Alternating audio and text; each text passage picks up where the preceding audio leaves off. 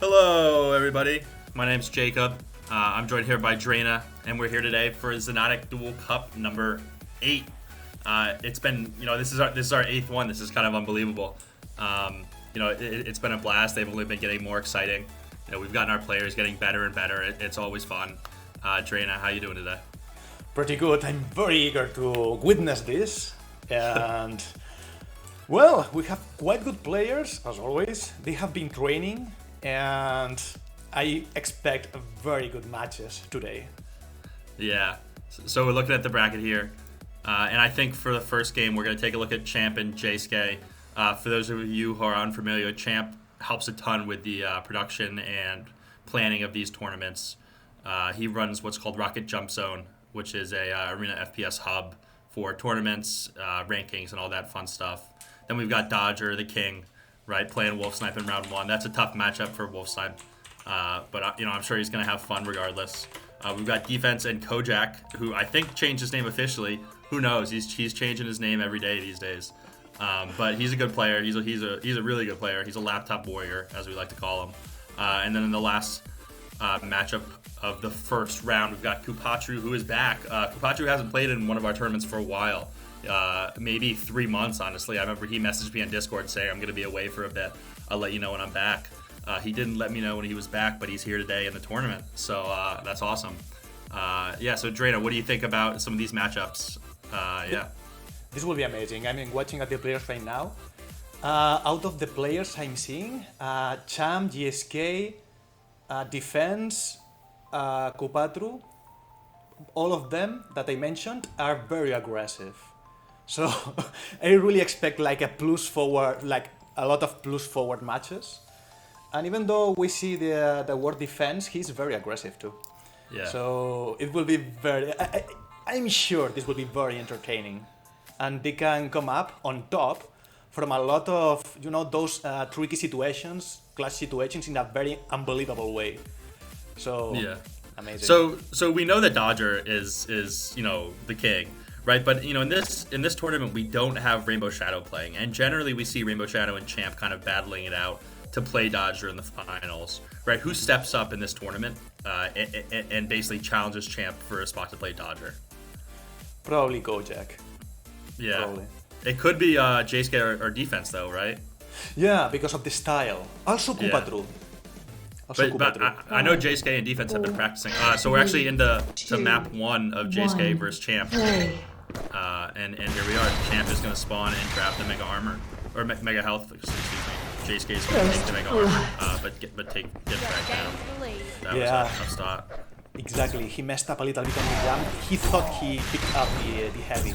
Not successful as you can see, and Champ got it instead. Yeah, that's tough. So in Duel, right, you really want to prioritize the items and the health, because just not dying is just as important as getting the kill and keeping your momentum going. Holy shit! Exactly as you mentioned. You can see that now Champ has the stack to put up some frags. You can see that he has the space to chase. He's not worried about taking more damage because of what you mentioned. And with that, not frag on the board. Holy shit! Yeah, maybe Champ's been practicing a lot. He told us to watch this map, so maybe he knew he was going to come out hot. He wants some camera time. Indeed. Also, Champ knows about the tendencies of this player, and he loves playing against aggressive players. He wants action, speed. As you can see, that he's very, very plus forward. Yeah, because Champ is the ultimate aggressive player. Oh yes. He's super dangerous. Yeah. So, plus forward is what we usually call people that likes to go forward. Like, go aggressive instead of retreating. Like, you can see Champ doing that, and even GSK, he's not happy at being defensive. He likes action. So when we talk about people with tendencies of pressing plus forward, that's what we are referring to. And also plus forward is a command for going forward that works internally on some Quake engines. Wow, JSK almost got him there. After one of these two players falls, I'll take the time to talk about Xonotic and introduce it. So JSK fell there. Right, so Xonotic is really similar to Quake. I remember I posted that announcement in our Discord server, and some of you were like, wow, this reminds me of Quake, and that's because it's super duper similar, right? It's built on kind of a modified engine of Quake with a little bit faster movement, and what I think would be way more interesting than weapon mechanics and you know, weapon combos and movement combos, right? There's a ton of ways to just gain a ton of speed in this game, you know, with just simple movement, or using the blaster jumps, or using the rocket jumps, and weapons have tons of kickback. But if you get hit with a vortex, with what Champ has out right now, you get pushed back quite a bit. So it's Quake with a little bit of fun added to it. So you know, if you're wondering what is this game, it's Xonotic, and it's Quake with a little bit of fun. Indeed, as you mentioned, correct, it's built using a modified version of the original Quake, not Quake 3. So anyone familiar with Quake World, you can see that there are 4 ammo types, and that's inherited here in Xonotic. So yeah, JSK is kind of going off here. He had a really good clip while you were explaining. Oh yeah, you can see that his aim is amazing, beautiful flick there. Yeah. From and he keeps messing up this jump though. I don't know what he's doing there. But he's got good rocket launchers. Like he's really hitting those well. Like right there again. Wow. Amazing. He improved very fast at this game, really. Yeah. You can see the experience. He comes from other Arena FPSs, and he's getting in touch with the new mechanics. And with that, look at that. Amazing aim. And look, good prediction. Champ is now on the back foot, and he's waiting for the armor to spawn. Got the armor, and GSK forced to retreat. Yeah, it's a good round there. He's playing behind these little pillars right here.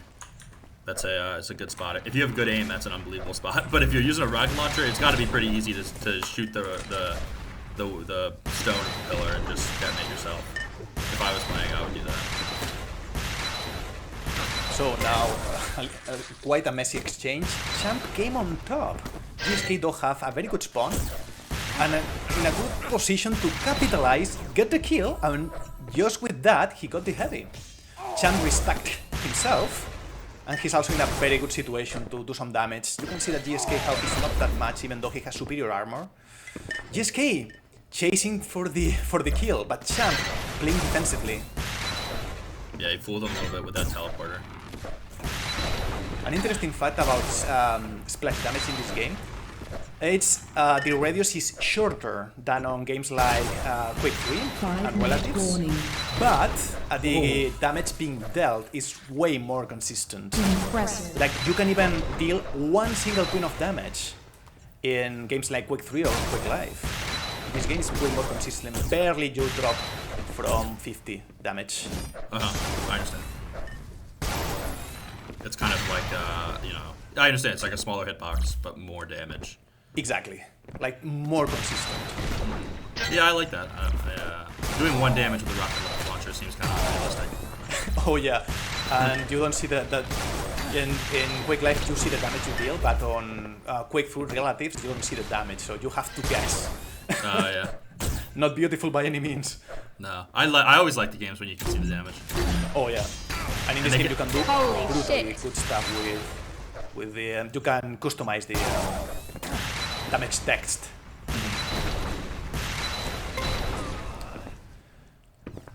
Amazing shot here from Champ. Now he's in a streak, but you can see the damage being dealt by GSK. GSK chasing, you can see that he's eager. He wants the kill, but Champ positioning himself. Holy shit. He's reading, but look at the damage. Champ not healthy enough. And that spawn! That was crazy spawn. Where did he spawn? He spawned right behind him? No, at the heavy. He spawned on the heavy? On the heavy! No way! I didn't know that was a spawn. Spawn possible. How is spawning on the most powerful item a spawn? I don't know. I think it has. You usually spawn like on the opposite side, but there is some randomness, and randomness was. Yes. So I got a. Wow. Yeah. It's just. So we're hearing that this spawn is, so this map actually comes from Quake, where we mentioned that the mechanics and the gameplay do as well. But a lot of these maps are kind of Quake remixed to fit Xonotic's speed, Xonotic's weaponry. So we'll mention that when we come across it today. We have 5 or 6 maps in the map pool today. I would say, a good portion of them will come from Quake. Do you have more color on that? Yeah. So Impressive. because that was JSK going off. He could come back here. I'm completely speechless. That one. So regarding the how the maps are in this game, some of them are reworks from other Arena FPSs.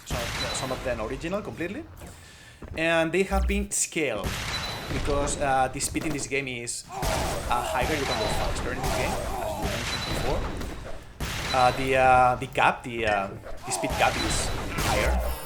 So to compensate the scale and everything it's different. So yeah.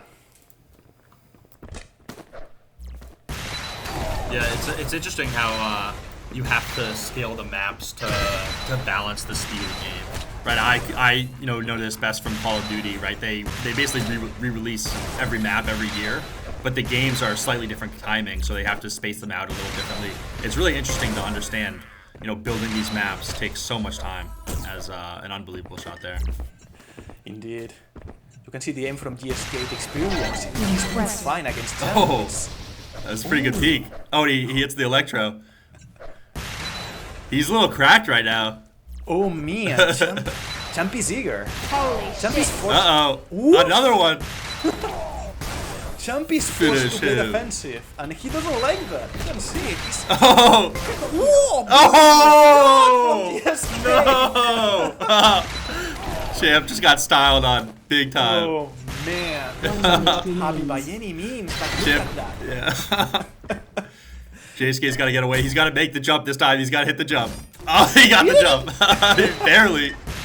That's unbelievable. He's got to work on that. He's got to get in a private lobby just with Mirio and work on that jump. Because that jump's pretty important. That's like the most important spot in this entire map. Completely agree. The head is very important on this particular game. Yeah. Also, very important the timings. It's different from other quick food related games. Like in those games, spawns are 25 armors and 35 mega health. In this game, everything is 30, except the big health pickups that are, if I recall correctly, 25 or 20. Yeah, so Champ had a big kill there. I think that may have sealed it. But JSK was really coming back. JSK kind of warmed up. He fell down like 8-0, right? So Champ takes this one.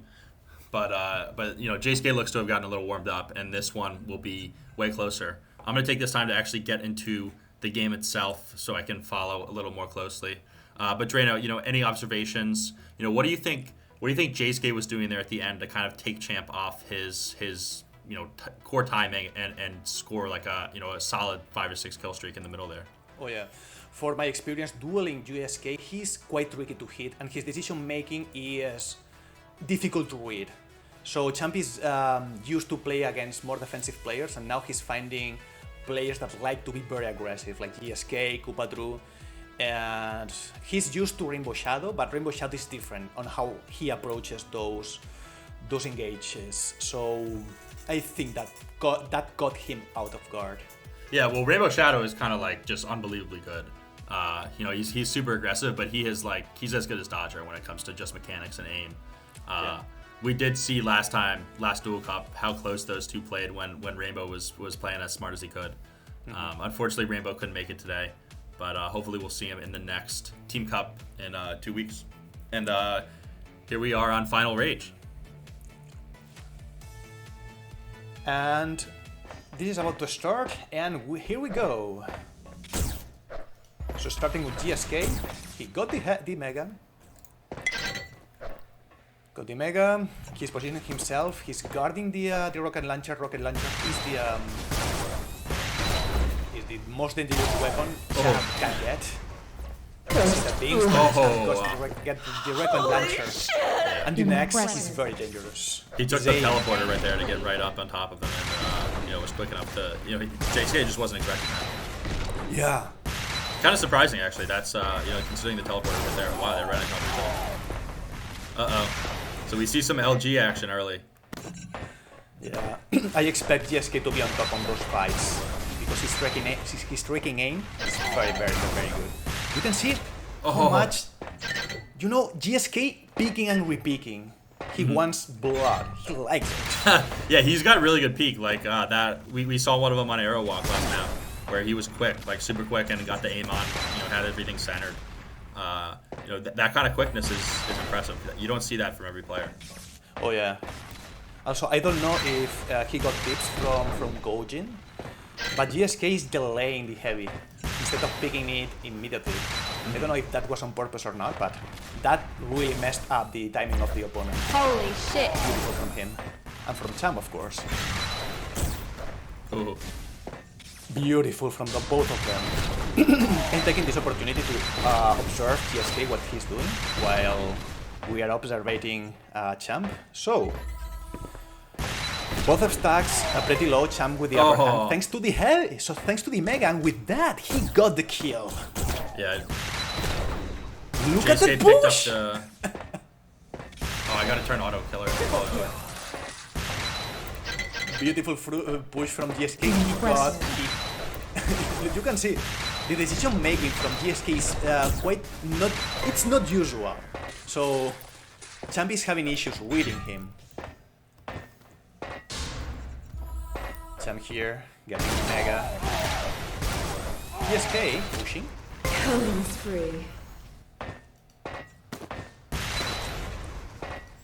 Yeah, so Champ comes out to a 5-kill lead here again. That's kind of tough for JSK. Sorry, yeah, I see some packet loss from GSK. Yeah, I saw it earlier. Actually, I was noticing that. That's tough to deal with. But it just means you're extra tough to hit. Yeah, GSK is playing very defensive. We didn't catch it because we are observing Champ, but GSK was hiding behind the pillar until the packet loss got better, but it's getting even worse. There you go, He Champ. cannot move anymore. Man, technical issues at the worst moment. So timeout called from Champ. He was noticing something was not going well. So yeah, so while we're in timeout, we're gonna have these players figure out the technical difficulties, but we'll show some highlights from the last match. yeah, we're seeing the amazing aim from both of these players. So GSK believe he's gonna restart his client. I believe he still has 0 frags on the board. So even if he does that, that shouldn't compromise the. That shouldn't be an issue. So. Yeah, that's tough. Sorry, I was opening my door so I could actually have some real sunlight in here. That actually is way better. Good, nice. You look beautiful, my friend. Thank you. You look amazing. You as well, Dreda. Oh, thank you, thank you. I need to shave more, you know, and have some. I don't know how it's called, like when the thing that you know. A beard? Clean. Yeah, Oh. yeah, that.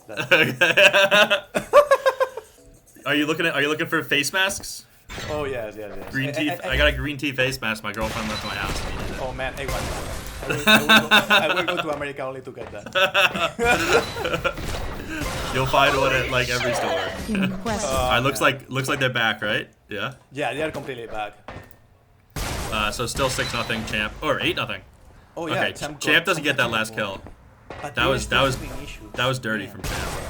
Yeah, but he cannot do more because GSK, things like that happens and it's not good. But they have to continue. They have to fight until the end, and that's Fight what through they the are adversity.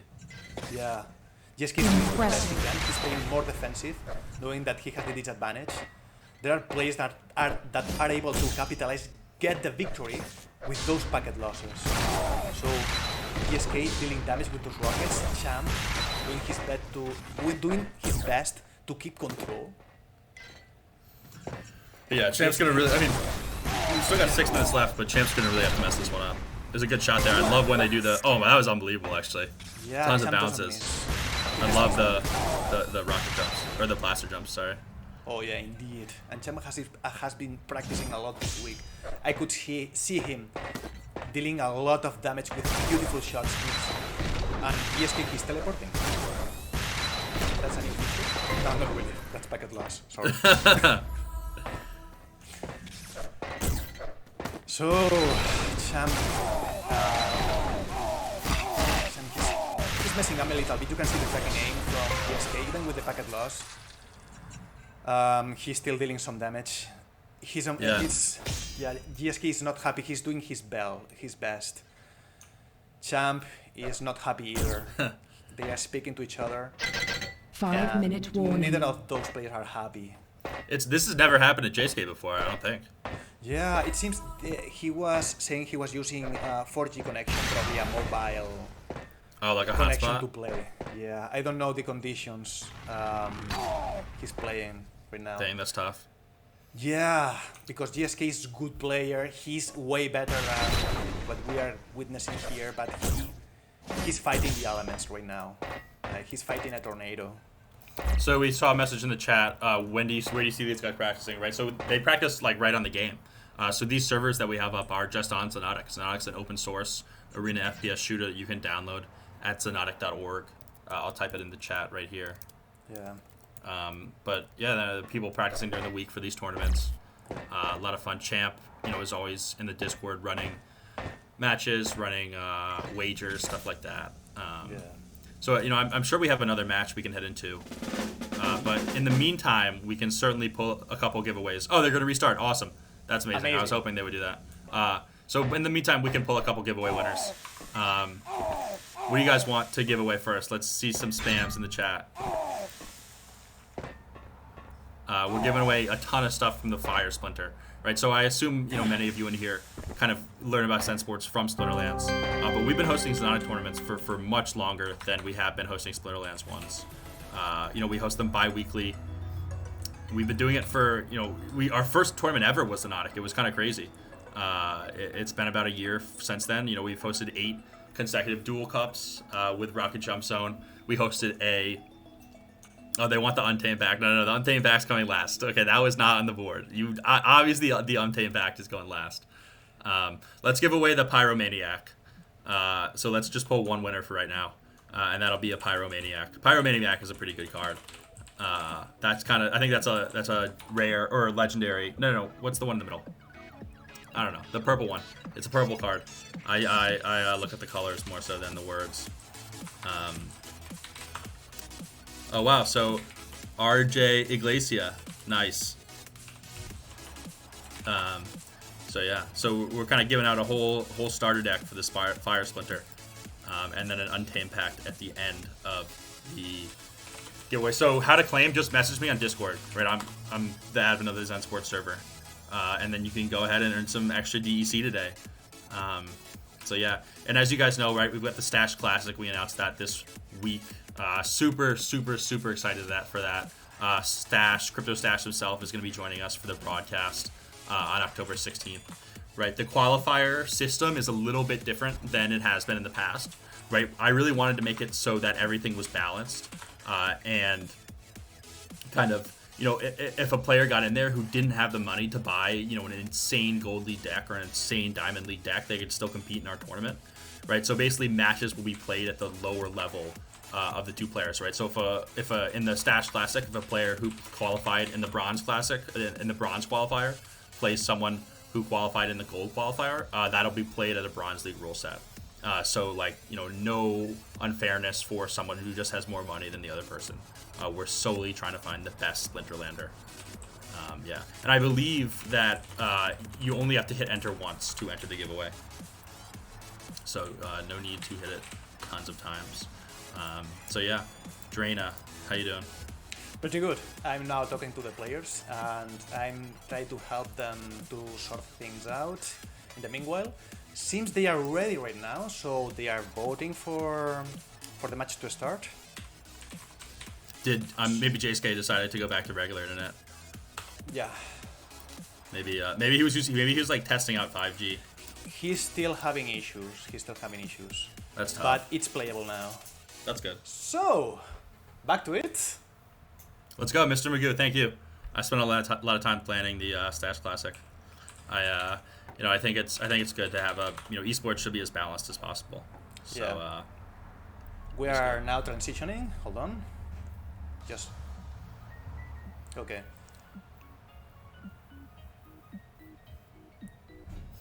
Okay. We're having even more technical difficulties, don't worry. We are sorting this out, sorry. We could probably go into another game while these guys get ready. Just a random game, just for some action. Okay. No, we have problems ourselves. Oh, okay. No worries. They are dueling right now, sadly. So... Perfect. Boom! Going back. 0-0. Both of them with pretty good attack. So, now... Oh, JSK coming out on top, baby. Let's go. We are just in time for the first frag on the board. Good. Perfect timing. Amazing. We knew about that. That's what's completely on purpose. No doubt about it. Oh, let's go, JSK. Dang, Champ is going to be so pissed if he comes back and loses this. Aggressive play from him. Going forward with the shotgun. That's what we are talking about when we say that those plays are very aggressive. Look at GSK with that amazing shot, and he's on top right now with 3 frags on the board. Champ still, he needs to do something. He's approaching the C Mega, doing some damage. GSK though, he has superior weaponry. Going forward. Champ just missed the timing on the Mega Health. Right, so the Mega Health spawns every 30 seconds, and you can tell that, you can tell the specific timings on the left side of the screen, right? You see the countdown. And each one of those is for a specific armor or health pickup. And Champ just was there a little too early, and JSK took him out, and then the Mega Health spawned, and he was able to pick it up. So kind of a huge play there to take momentum. Exactly. Remember, just a reminder, players cannot see those timers, only we can. They also can't see the health bars, right? I know that's a little confusing at the start. And we can talk a little bit about the weapons, right? If you see there, JSK actually is controlling his Devastator shot after he fires it, right? So that's one of the unique things about Xonotic is that the weapons, really all the weapons have a primary and a secondary fire mode, and it makes for some really interesting combos and unique playstyles, right? The Devastator has so much kind of creativity just built into it. Not only can you curve the projectile, but you can actually detonate it whenever you want. Just as soon as you fire it, if you want to detonate it, that can give you a little bit of speed boost, but also detonating it just to feel out where your opponent is, knowing what damage you're going to do relative to how close you are to hitting them, all that kind of stuff. It just adds for the ability to have a ton of control in what you're firing and how you're doing it. Exactly. So, as you mentioned before, the versatility of every weapon, in some arena shooters, they try to make the weapons be very useful to one specific situation. But in this game, you have more freedom to use a weapon in more different ways thanks to those little increases. You can see the rockets detonating. And with that, another frag on the board from GSK. Yeah, it was a good strafe there, right to his face. Yeah. Champ is struggling getting some armor. You can see the stack. Look at the difference right now. The stack not only disadvantage on those players, but also to land. That was a good shot. Yeah, exactly. He's got a good vortex. He's really just rotating between the Devastator and the vortex here, which is probably smart, right? Because he's a little bit unexperienced. Just keeping it simple, right? This game can be so complex when you bring in the mortar, the electro, the LG into the mix, right? You need to be so understanding of when to use which weapon. But using just the big two, the vortex and the Devastator, is a good combo on its own. But Champ is able to take him down there and kind of, Champ still got a good stack and is going to pick up the Mega Health. Oh, did he miss it? Oh, he got it here. Yeah. He was prioritizing knowing where he was. He doesn't want to stick twice, and with that he got another frag on the board using mortar and rockets. Amazing from him. Champ still not having the Nex or Vortex. And this game it's called the railgun or the rifle. It's called Vortex, also known as Nex, because the game comes from another game called Nexus. Exactly, Nexus. Thank you, Jacob. So yeah, they start. Quite messy exchange, but he JSK actually, JSK took himself down there. Champ kind of making a comeback here. Not a ton of health, but a reasonable stat. You are tied. Good jump there. He really baited JSK there. Wow, that was a good blast. Killing spree. Oh my gosh. You have Champ got gained the control. lead. That's scary. GSK now on the back foot. He lost his advantage. And you see Champ is just, traversing these areas. Well, I don't know what he's doing there. But, he's making sure he has control of the Mega Health and the Mini Armor. Just taking control of this side of the map and, not letting JSK get too close to either of those pickups. And if he does, he's just getting punished. One can damage through the... one particular intricacy about Xonotic that you can deal damage through walls. This splash damage goes through the walls. So what Champ was doing there, shooting rockets at the ceiling, he was trying to do damage to GSK on the left. So it's very uncommon. It's like it's another layer that adds to the game. Yeah, JSK can't catch a break here. He's having full control now, rotating through all the other items. You can see GSK with his superior tracking aim got a lot of damage out of Champ.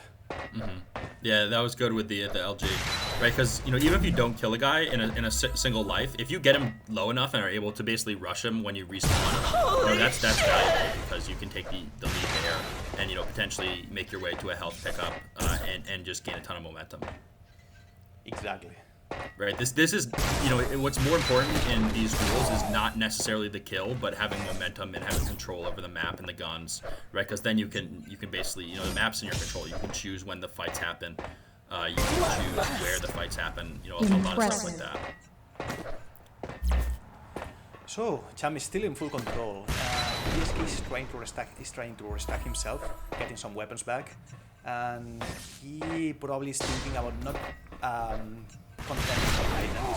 Holy shit! Just do that. Just pushing, and because he has an amazing aim, land everything. So Champ still with full control, tanking the damage. You can see the aim from GSK. He doesn't have. He has the rifle, but he doesn't have the space to land the shots. You can see that he's rejecting using it right now because the lack of space. Yeah, he's suicided again there. I think he's playing a little too aggressive when he's not in the lead. Right, he needs to slow it down. He needs to make sure he gets one health pickup before he aggresses. Right, make sure he gets some armor. Maybe Champ's just doing too good of a job of knowing where he is and attacking him before he gets the lead. So, but I think he could slow it down, or he could have slowed it down earlier to kind of maybe take up momentum. I agree with you pretty much because he's contending every major item. He's not restacking himself. I haven't seen him above 60 armor since he lost control. So yeah, I completely agree with you right now. So Champ still in full control. Well, he was like more than half of a match, and you can see GSK is still pushing, trying to do damage, but Champ, even if he has a little bit worse tracking aim, it's not enough because of the stack. So now GSK running away, but he's not fast enough, and Champ, he got him, trying to get to the medium armor. Unfortunately, it didn't spawn yet. As he picks up those beautiful sports tokens. 1 minute remains. So that's kind of one of the super cool things about Xonotic, right? So much customability. You can customize so much about your character and your name, how it appears, your weapons, all that good stuff. Just the text on the screen. Right, we're looking at a specific HUD that's designed for these tournaments. But these players all have their own HUDs, right? So they have whatever logos they want depicting the item pickups. They don't necessarily have this, so they can have whatever they want. Champ can have bananas or rainbows. He was telling me he got a new mouse pad the other day with a banana on it, and he told me that he was going to show up ready to play, and he did. So that's awesome. As far as I can remember, I believe Zero Well recommended Champ that specific mousepad. It seems that it works. Yeah. It's amazing. I don't know how you could recommend a specific mousepad, but they all seem pretty similar. But maybe they know something that we don't. I guess in Arena FPS, mousepads are pretty important. It is. Sorry, my apologies. Continue. Oh, no, sorry. So Champ took that series. He took it 2-0, right? First map was reasonably close. Second map, not so much. We saw JSK come out with the lead, but you know, we kind of picked apart some of the decisions he was making that weren't so good.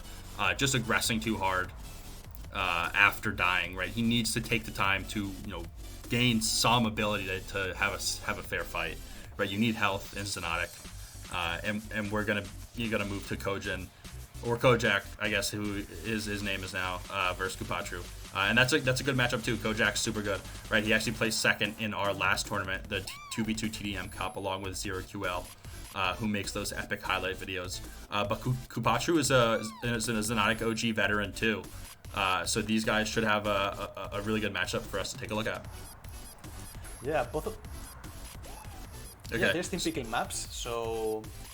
as Jacob mentioned before, this will be a very interesting match because both of these players are very heavy focused players, but the main difference between them are the approach to the game.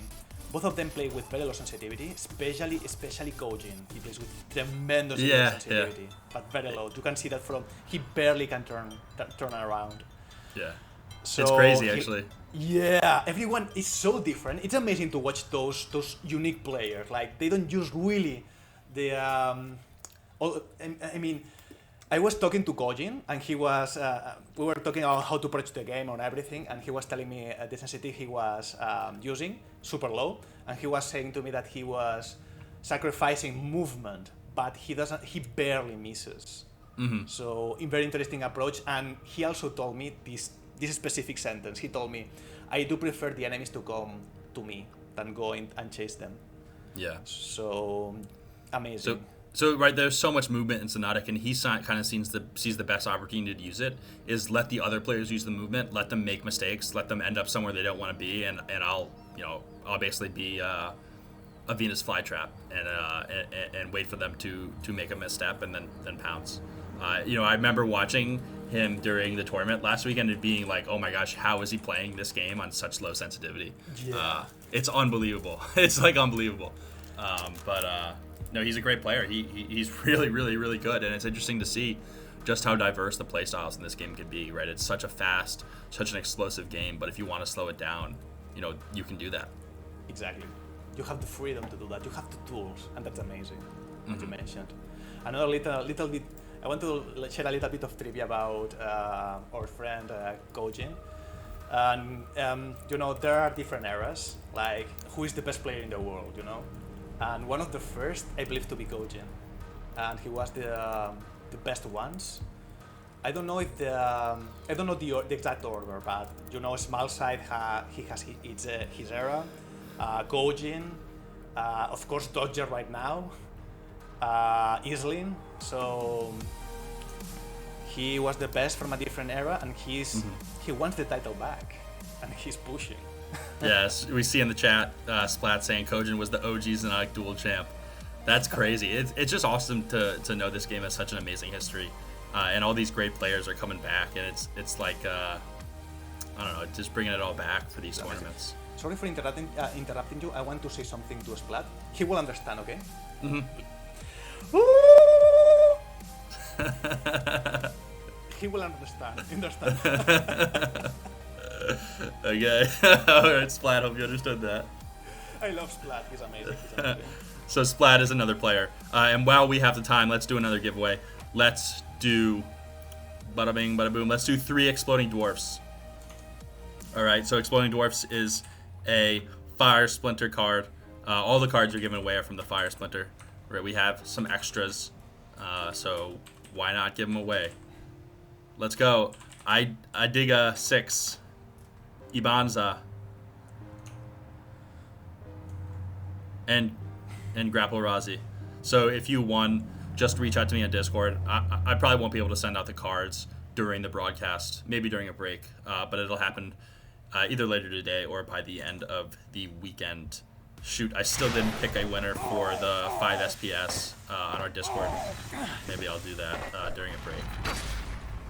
Yeah, so just claim in our Discord, just message me, and I'll get that back to you. Just send me a message with your Splinterland username. Oh my gosh. 5, Kiskovska, how you doing? It's great to 3, see you. Always 2, great to see you. 1. Oh, we gotta Once get again, it. that's the Tied for start. the lead. With that, Gojin getting the next, his most powerful weapon, getting control of the Mega, and he's probably going for the Heavy. And with that, full item rotation. Yeah, good start here by Kojak. He's ignoring those sports tokens, just letting us look at them. How kind of him. But then he picks them up. He needed them. He just wanted to show them off real quick. Of course. As he turns like a snail after getting shot in the back. Yeah, you can see that he has difficulty turning around. But remember, if you have very good Oh! like that, you can compensate for that. And you can see Kupatru being nervous. Kupatru doesn't have the vortex. He didn't pick that up. He was nervous. Oh! When you don't have the space, it's easier to make those mistakes. But Kupatru is a veteran. He's one of the best players I know, so I believe he will. Good, very nice from now on. Yeah, you see Kojin playing playing those corners so cautiously, just barely peeking. That's his playstyle, and it works for him. So, it'd be interesting to see how aggressive is Kupatru. Would you say, maybe relative to Champ? Yeah, he is a very well-known Instagame player, one of the best I ever seen. His approach, you can see Kojin going away, but Kupatru was just in top of him. He wanted to get near Kojin. And Kojin, you can see his patience. He's being very patient, and he's being very good in his positioning right now. He has one frag on the board. He doesn't want frags. Kupatru wants the frag. So, with that, just easy. Yeah, it's his playstyle. As you mentioned earlier, he'd rather wait for people to come to him. But the one going after him is Kupatru. Impressive. That's dangerous, but Kojin, somehow! Sneaking up on him. Oh yeah. Oh, he's got him right here too. Another frag on the board from him. Beautiful rocket. Kupatru being tricky. Faking the teleport, faking the jump pad. And Kupatru is going very fast right now on the outside while Kojin is here waiting for the heavy. Yeah, Kojin has so much health though. This is as bad a stack as you ever see someone. They traded Vortex shots, right? But Kojin has like 200 more health than Kupatru. So he took him down. He's pushing, no problem. Pretty calm, Yeah. He's not rushing. He's like Killing spree. patient. Oh! He is. Impressive. Wow, that was crazy. He is really patient. It's unbelievable, and he has such good map awareness. Oh yeah. And as we saw Champ do, he's just patrolling that mega health and mini armor. The thing about Kojin, he makes it look easy. Look at that. It looks easy. It is not. He's taking out Kupatru. He's super good. I wonder how. When I was dueling against Kojin, he's like a snake. You feel oppressed, like he's everywhere, but he's not running. It's like it's just there. Kupatru though, he's very dangerous, so never count. I don't know how to say it. Count up, count down. Never count him out. Good enough. It's all good. Kojin another frag on the board. Kupatru still having issues. He's not going for the vortex, but Bloodlust. Kojin, he's waiting. Kupatru was faking, not going for the vortex, but Kojin was aware. Holy shit. Oh! Weapon. Wow. And with that, another frag on the board. And without us noticing it, 11-0. Yeah, crazy. Almost double the damage of Kupatru. I've never seen that. Yeah, Kupatru's probably pretty rusty. He has not played in a while. Oh, good shot there though. But still, Kojin's able to finish off for the LG. It's just awesome how those players just completely switch positions because of the blaster jump. Yeah. It's a very handy tool. Yeah. It increases the speed of the game quite a lot. Yeah, so you can also jump with the rocket launcher, but that does damage to yourself, much more damage actually. And Impressive. you see players do it, but it's really rare. It's when they really need to get moving fast. Yeah. So regarding very good speed. I can see Kupatru using basic movement and going in a speed of around 700 5-minute warning. quick units per second. And that's quite fast in comparison to other quick-related games. Kupatru is still in the heavy. Even from him, he doesn't have enough stack, but with that, he has an opportunity now. Gojin with 70 damage, sorry, 70 health. Picking the next though. Kupatru with the advantage, going for the Mega. 3 seconds to spawn, but look at Gojin. Damn. Beautiful. Gojin just came in the back door. Oh yeah. You can see the importance of timing items to the second. Gojin taking the opportunity to get another frag on the board. Still with a little bit of control that Kupatru fought for. Speaking of rocket jump, Gojin doing the rocket jump now. Interesting. Gojin's looking good today. He's looking like he could challenge Champ and potentially even Dodger. Yeah, with a completely different style. So you know, on the other side of the bracket, Champ and Dodger are playing. So the winner of this, looking to be Gojin, will take on Dodger, and then you know, the loser of that will likely play Champ in the loser bracket finals, and then we'll see if the winner of that can take down Dodger. Indeed. Beautiful prediction from Gojin, predicting the movement of Kupatru and dealing a beautiful prediction rockets. Gojin patrolling the area, making sure that Kupatru doesn't escape the area. Impressive. Very good read. He's gonna capitalize, get the frag, and right speeding to get the heavy armor. And again, beautiful stack. Yeah, this is tough from Kupatru. Never want to see a -1 with only 9 minutes left in the game. Especially, you know, Kupatru is super good player. The score doesn't reflect how good Kupatru is. Yeah, it's crazy. It just shows you how high of a skill gap Xonotic has. This is the only game where you'll see, you know, score lines like this, and then you know, Gojin could potentially lose 20-0 to Dodger. Right? It just shows you how intense and how crazy good players can get in this game. Yeah. But just a reminder, if Kupatru had control at this one, perhaps the score Holy will shit. be not that, I mean, very close.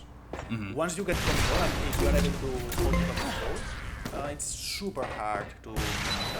So yeah, it's super hard to lose it. Oh, we got him. You are familiar with the movement. And with that, beautiful from Kupatru. Not a negative score. Now everyone's happy. Except Gojin, probably. Beautiful from Kupatru, Gojin very low. Kupatru trying to get him long range with the shotgun. Yeah, didn't work out for him. Gojin got him with the LG in the back. Oh, it's awesome when you see the rocket just speeding right at one of the players, and they're just like, what do I do? Oof, the patience from Gojin and not missing a shot. Beautiful from him. Kupatru, you can do it, man. Come on! I believe in you. Beating some more frags. I know you can do it. Gojin is not very. He's positioned to get the heavy, and Kupatru is still in a very bad spot to get at least one more frag. Gojin just, you know, he really doesn't miss those shots. He's very consistent. And once he has the space, it's very hard for him to miss because he waits. Look at that. He just waits. Yeah, he does. Damage. Yeah. 1 minute remaining. That's what I was noticing. He doesn't, you know, he's not tracking him. He just waits for them to walk right into his crosshair. Yeah.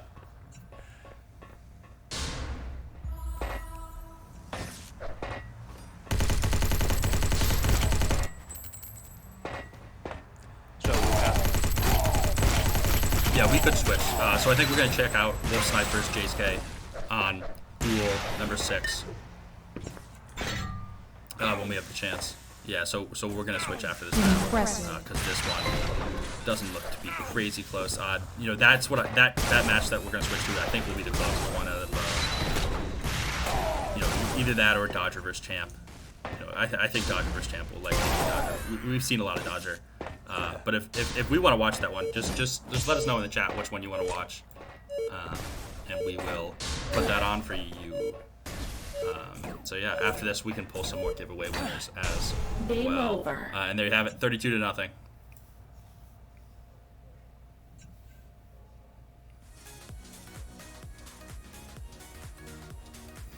Okay, awesome. So we're switching servers, going to Duel 6. We've got Wolf Snipe. Wolf Snipe's a kind of a veteran too. He's you know, we've got a lot of them in these tournaments. So and no, there's no knife attack for close combat, but there is a shotgun kind of bash that does 70 damage. It's really hard to hit. It's got like the craziest hitbox of any. It's like anti-commando from Call of Duty, but when you do it, it's crazy. And there's a little fish emoji that comes up on the screen when you hit it. Oh, let's go. So 7-5 here. J-Sk is up versus Wolf Snipe. So Wolfie, one of the as you mentioned before, one of the veterans, not only in Xonotic but in a lot of Arena FPSs. He plays a lot of them. He has a lot of experience. In fact, I believe he's even more experienced than some of the well-known players here. But he's not. He doesn't play as consistent as other heavy hitters here. But he's still great. And his reads, once he's able to read you, it's like, oof, it's very hard to escape him. What do you mean by read you? Reading you. He's very good at being able to know what you're about to do. Like, he sees a pattern and he's able to exploit that. Oh yeah, that's awesome. Very good. My apologies. Continue? Oh no, I was just saying that's awesome. Yeah, that's the main thing about games like this. Dodger is very good, not because of his aim, but because he's very good at, you know, anticipating what you're about to do. That was a tough play right there for Wolf Snipe. He needed to get J-Sk down before he picked up the mega armor, but he didn't do it in time. So J-Sk grabbed another one. Not a ton of health though, so Wolf Snipe still has an opportunity here. Yeah. J-Sk kind of running around, grabbing some sports tokens, hanging out kind of in the middle of the map, in between the armor and the health pickups. He's right actually on the mega armor. Excuse me. Amazing from Wolfie, being able to get J-Sk out of guard using his spam, but J-Sk got the rifle.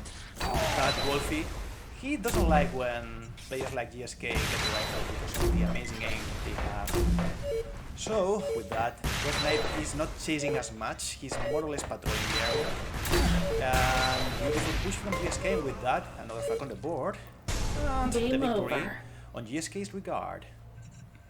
Yeah, so we tuned in that one a little late, but it looks like J-Sk took it. I think we're going to keep watching this series because this will be a close one, right? These guys are both pretty good. They're not the greatest of the greatest. They're not Dodger, but we will see Dodger in the grand finals. We promise you that.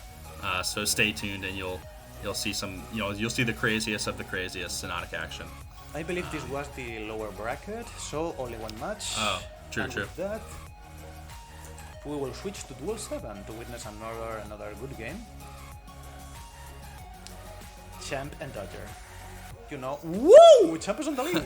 No way. Yeah. What? Come on, production. Let's get going. Let's get it. No way. Oh my gosh. No way. I can't believe that. No. We jinxed it. Oh my gosh. It's such a bad mistake not tuning into this game. Oh my gosh. Caster curse. Why? No. Come on, Champ. Do it. You can do it. We're following Dodger. Dodger now with full control. A very good spot to get more points on the board. Oh! Why? We have to curse it. Come on, Champ! Champ is getting some weapons. He doesn't have enough firepower, but he's playing defensive. He knows he cannot engage, but he doesn't have a clue about Dodger about. Oh! Yeah, there we go, Dodger. That was awesome. He knew exactly where he was coming from. Oh yeah, exactly what we both were mentioning before about the ability to read the you can see Dodger anticipating the maneuver Champ was going to make, anticipating that, using the movement, the mechanics to get there in time, and getting another flag on the board. Champ is spamming rockets. He has superior, but look at Champ turning away. Champ was turning away because he thought Dodger was going behind. Because of the high speed, it's very hard to guess where Dodger is. Mm-hmm. He can be everywhere. Yeah, he can be. He has just such good speed, right? He uses the blasters so well. Hello, Felifuertes. I don't know if I pronounced that well. I'm not sure. I'm not sure what you're trying to say. The chat, the Twitch chat. Okay. Sorry. Getting in touch with these amazing spectators witnessing the games. Champ, he's slowing down. He knows about how stacked Dodger is. Oh! Good play there by Champ. Yeah, indeed. Oh, Man, dang. but Dodger got the upper hand. Yeah. Just a reminder, when we say stack, we mean both health and armor. Yeah, they're both low here. So it looks Yeah. like the Mega Armor is going to spawn to the left of Dodger here. Champ has better Super stack suit. now. Let's see No if he way. can capitalize. Yeah, let's see if he can capitalize. But Dodger! Oh! Dang, Dodger just shut him up real fast. Oh goodness, my heart. Heart rate increasing right now. It's not healthy for me. I hope it is for you.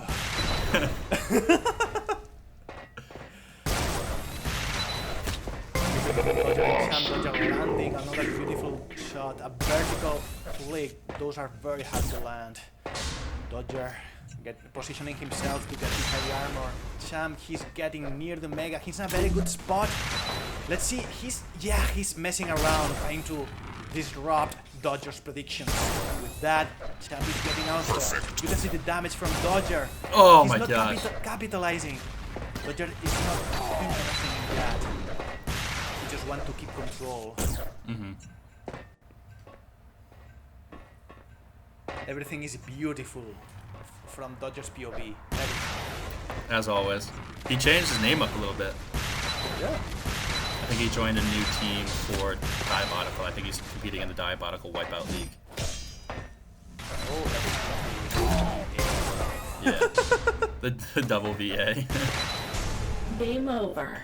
I was not aware actually. I didn't know that he was on a team.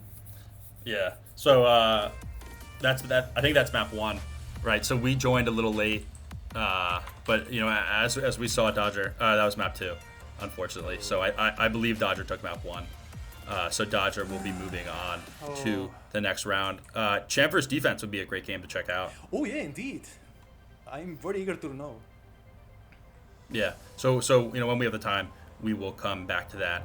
In the meantime, I think we're gonna pull a couple giveaway winners, and then we're gonna talk a little bit about NFT Horizon, who is gracious enough to be making the NFT trophy for the Stash Classic. Right, I know you guys saw the NFT trophy from last time. They made an olive crown, which was epic. They're an amazing media partner of ours. Really, really great to have them around. They make these like crazy art, crazy videos. You know, they've got a crazy NFT collection, and we're really glad to have them on board with these tournaments. So we've got a quick little video for you guys that they've made, and then we'll be back when we're ready to start Champ vs Defense. Yay! And I think we're going to show some highlights as we get that video primed. It's an epic video, though. You don't want to miss it. It's really cool, actually. I was so impressed when they sent it to me. All right. So, you know, when we get back, we're going to pull some giveaway winners. I'll make that decision. In the meantime, we're going to show you an epic video from NFT Horizon, who's making the NFT trophy for the Stash Classic.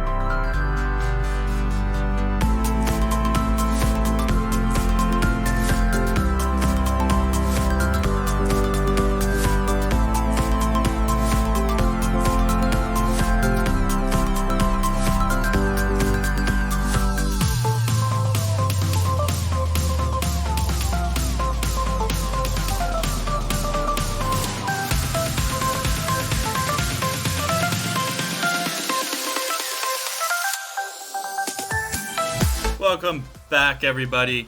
So we've got maybe a minute or two before we hop back into some action. That was an epic clip. I remember that from the last match. We're going to be spectating Dodger versus Kojin, right? The greatest of the greatests coming up soon. But in the meantime, we're going to pull a couple giveaway winners. So yeah, we're going to be pulling 2 Exploding Dwarf winners. There was a comment here on the Twitch chat I wanted to respond to. I mean, last stream giveaway on Splinterlands Tournament, Hera NFT. Zymark, could you let me know a little bit more about what you mean about that? I'm not entirely sure what you're trying to say. We gave away a ton of NFT Horizon giveaways last stream, and we will be doing so during qualifiers for the Stash Classic. And guys, make sure to go follow them on Twitter if you like their stuff. Right, that's how we are able to give away, more Hera, Apollo, Artemis NFTs. Right, they've got a lot of good stuff going on there. They write great blogs. I mean, they do unbelievable art. I think the art is like the stuff that stands out to me that most. Right, that video, I could just watch that video right over and over again that they showed. It was just kind of a nice, heartwarming video. I like at the end it says the future of NFTs is on the horizon. That was good. That was well said. So yeah, Tiskovska. I'm really sorry. It's really hard to pronounce your name, but always great to see you here in the chat. Both Tiskovska. I'm trying. So it looks like we got some winners. Quiggin Gin and Juice, nice. Caillou something or other. Caillou Ganon. Just make sure to reach out to me on Discord. You guys want Exploding Dwarfs. So yeah, I gotta keep track of what we've given away and what we haven't. So let me just get a little spreadsheet going here. But Drana, let's kind of dissect this upcoming match, Kojin versus Dodger. How do these playstyles contrast? What's Kojin going to have to do to win? Kojin relies a lot of a very defensive style, and his movement is quite slow, so I expect him to read Dodger to be able to bring from something. Because of his intelligence and his experience in dealing with high aggressive players, I do expect Dodger to respect some positions. So yeah, I think Kojin has to be very consistent, dealing the damage. Yeah, I think Kojin just got to kind of get out to the lead, right? He's got to get that first kill, and then he'll be fine, right? He can manage kind of the power positions on the map. If he knows where Dodger is, he has the ability to kind of make him stay away with the vortex and all the stuff you need to do to keep momentum. But if Dodger gets out on in the lead and gets really his momentum going, it's going to be really hard for Kojin to make a comeback. Yeah, I believe I'm seeing the maps being picked up. I believe the first one will be Stormkeep, second one Final Rage, the Decider.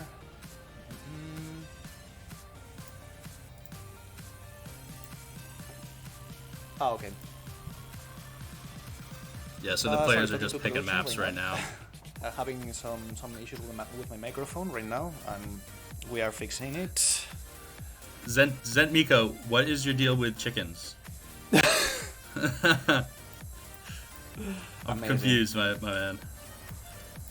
So the Furious Chicken is a Splinterlands card. We actually had a tournament where we gave away a gold foil one. And the price of Furious Chickens right now is crazy. It's like $30.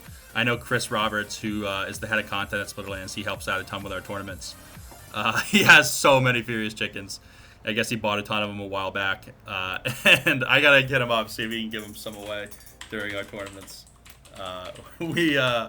Cards are getting expensive in Splinterlands. We have a ton left, but I'm nervous for the day where I have to go out and buy a ton more Splinterland cards to give away.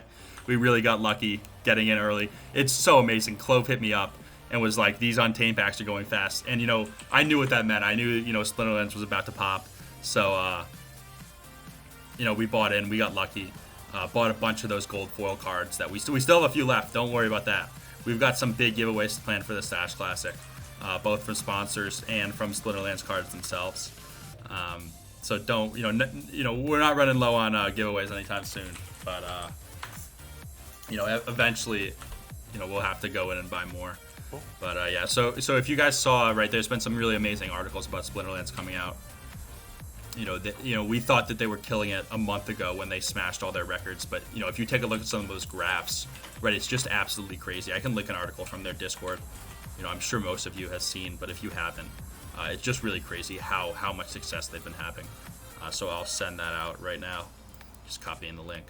And the graphs just look silly. How much growth they have. How many spellbooks are being bought. The card market value. Oh my God, Capjack Sparrow, how you doing? Good to see you in here. Really amazing to be involved with all of that. But we're here today with Xonotic, right? Xonotic is, our favorite game here at Xonotic. At Sense Sports. We've been hosting tournaments for over a year. Super fast Arena FPS shooter, just like Quake. Tons of personalization, tons of weapon combos to work with. It just makes for some really exciting clips and gameplay. And coming up, we've got the two best players in our tournament. We've got Kojin and we've got Dodger. So this one will be awesome. Yeah, they are preparing themselves right now. Kojin is warming up a little bit. Dodger is on the bathroom. Looking at the time, he is. He has been out for a little bit, so he's probably doing. What? Probably, I'm trying to make an impression of him. Probably. That's absurd. I think I destroyed my voice by doing this other thing. I'm gonna ask him. Let's see if he's around. So this is a good map too. This is Stormkeep. This is an OG map. Maybe my favorite, honestly. I always used to say Arrowwalk was my favorite, but this one's crazy as well. So many cool places to curve your rockets into. So many angles for the vortex shots to be hit. You see Kojin right here is kind of. I'm actually watching the stream, so I'm delayed. But there's a warp zone on the map that kind of takes you to an entire another dimension. It's really cool. It's like it just builds out space on the map. I haven't seen too much of that in video games. I'm sure there are other Arena FPS games with it, but it's just an interesting feature to kind of play around with. So I'm going to Kojin right now. I'm asking if he's ready. Yeah, so I'm hearing that this is both Kojin and Dodger's best map. I would say it's more Dodger's best map, though. I've heard him talk about this map. I know this was the first map he ever played. This is the first map I ever played, actually, as well. So this is going to be a crazy matchup. We see those sweet Zen Sports billboards. We'll see some sports tokens soon enough as the players kind of just play around. Dodger grabs a kill, shoots some Electro. Every map is Dodger's best map. Yeah, that's about right. Amazing. Drabs, good to see you. Thanks for tuning in from Canada. I've seen a lot of people from a lot of locations. That's kind of the best part of all this. It's great to be able to, that's the power of cryptocurrency and gaming, is you can kind of unite the whole world.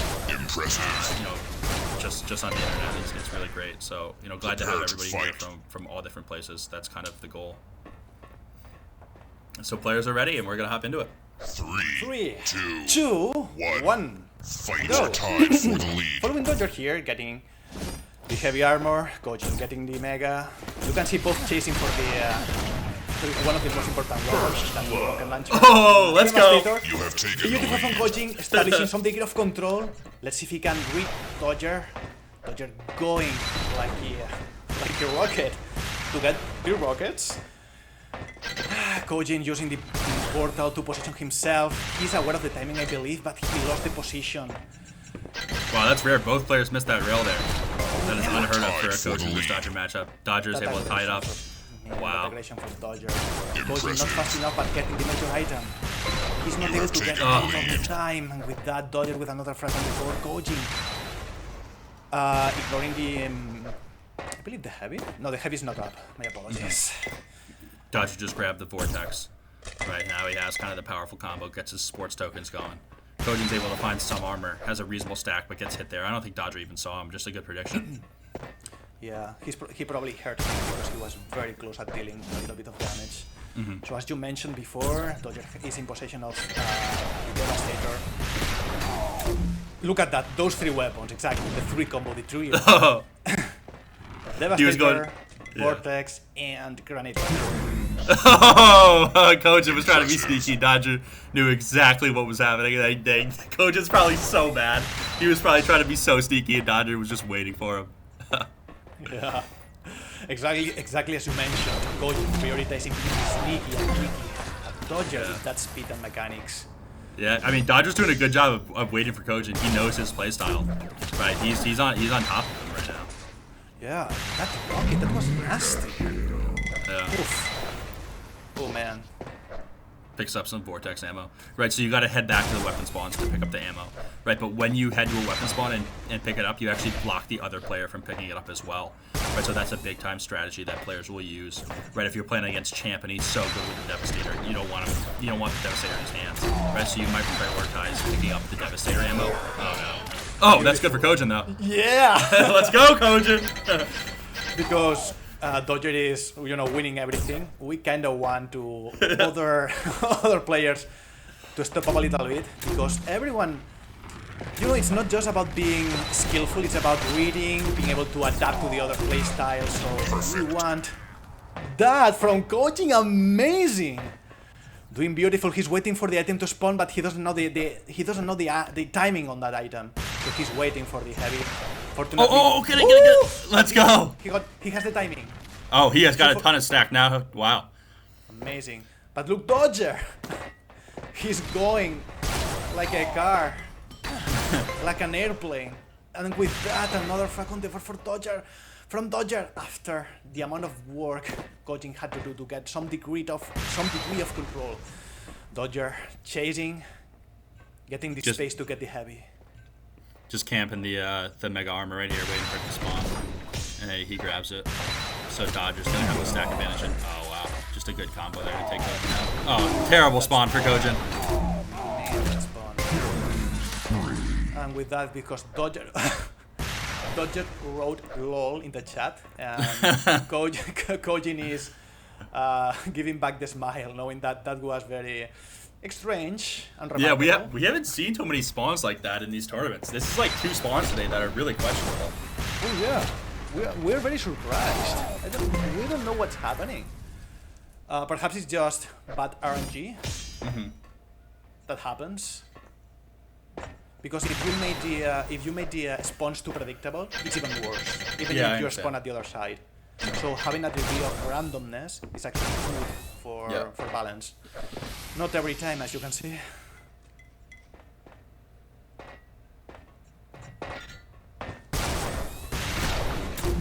So a little bit of trivia from Splat on chat right now. So following his advice, value. Let's go. We got I am Phillips Rose ears approval. That is huge. Impressive. Dodger kind of dominating here with the vortex. Yeah. So I checked the variables. So the value is right now on 0.5. Check right now. 0.5. He spawned first. We will take a look. You're talking about the spawn values? Exactly. It's at 0.5 instead of 1. For some reason. Oh, so it's normally at 1? It's normally on 0.5. Excellent. It's on 1. Impressive. Okay. And what does that change? The frequency at which you spawn farther from the enemy. I understand. Good shot So there by you will Dodger get just to the- wait. Okay. Coach is just going for shotgun melees. Yeah, he's trying to do everything he can because he doesn't have the firepower to deal enough damage.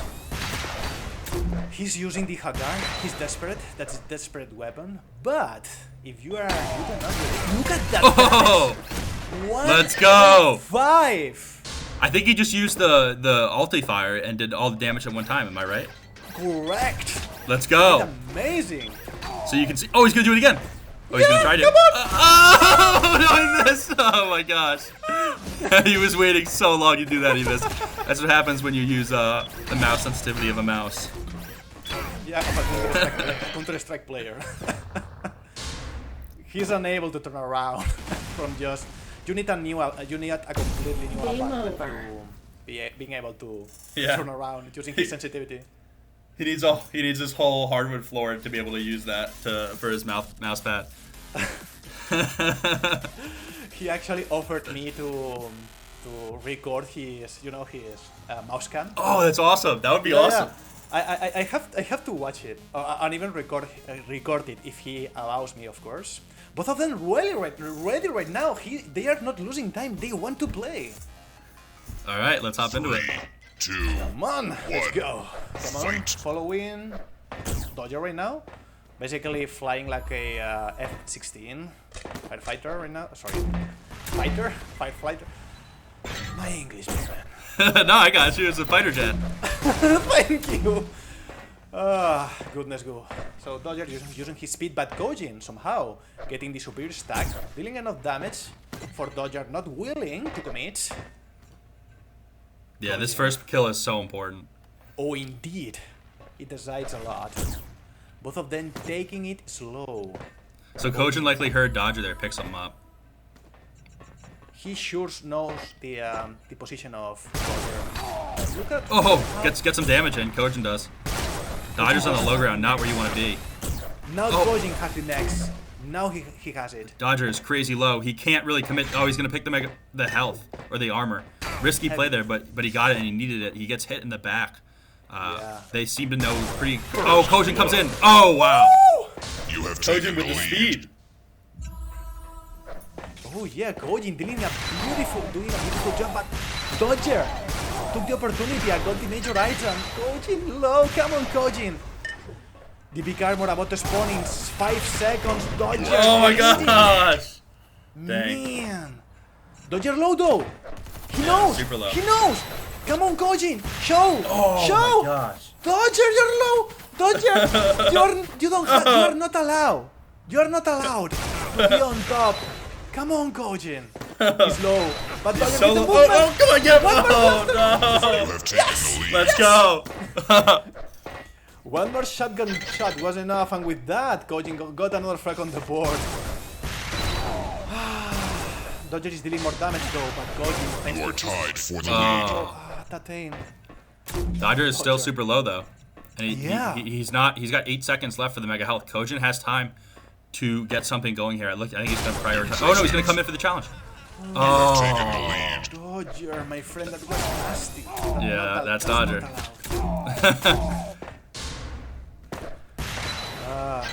It's forbidden here on Europe.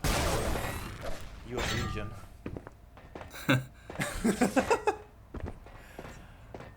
The law doesn't allow it. It's unfair. Yeah, Dodger, Oh another my beautiful shot gosh. from him. Knowing exactly where he's gonna be, it's crazy.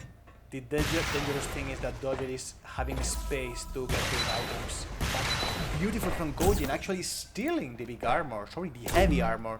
Big armor below, that's one from there.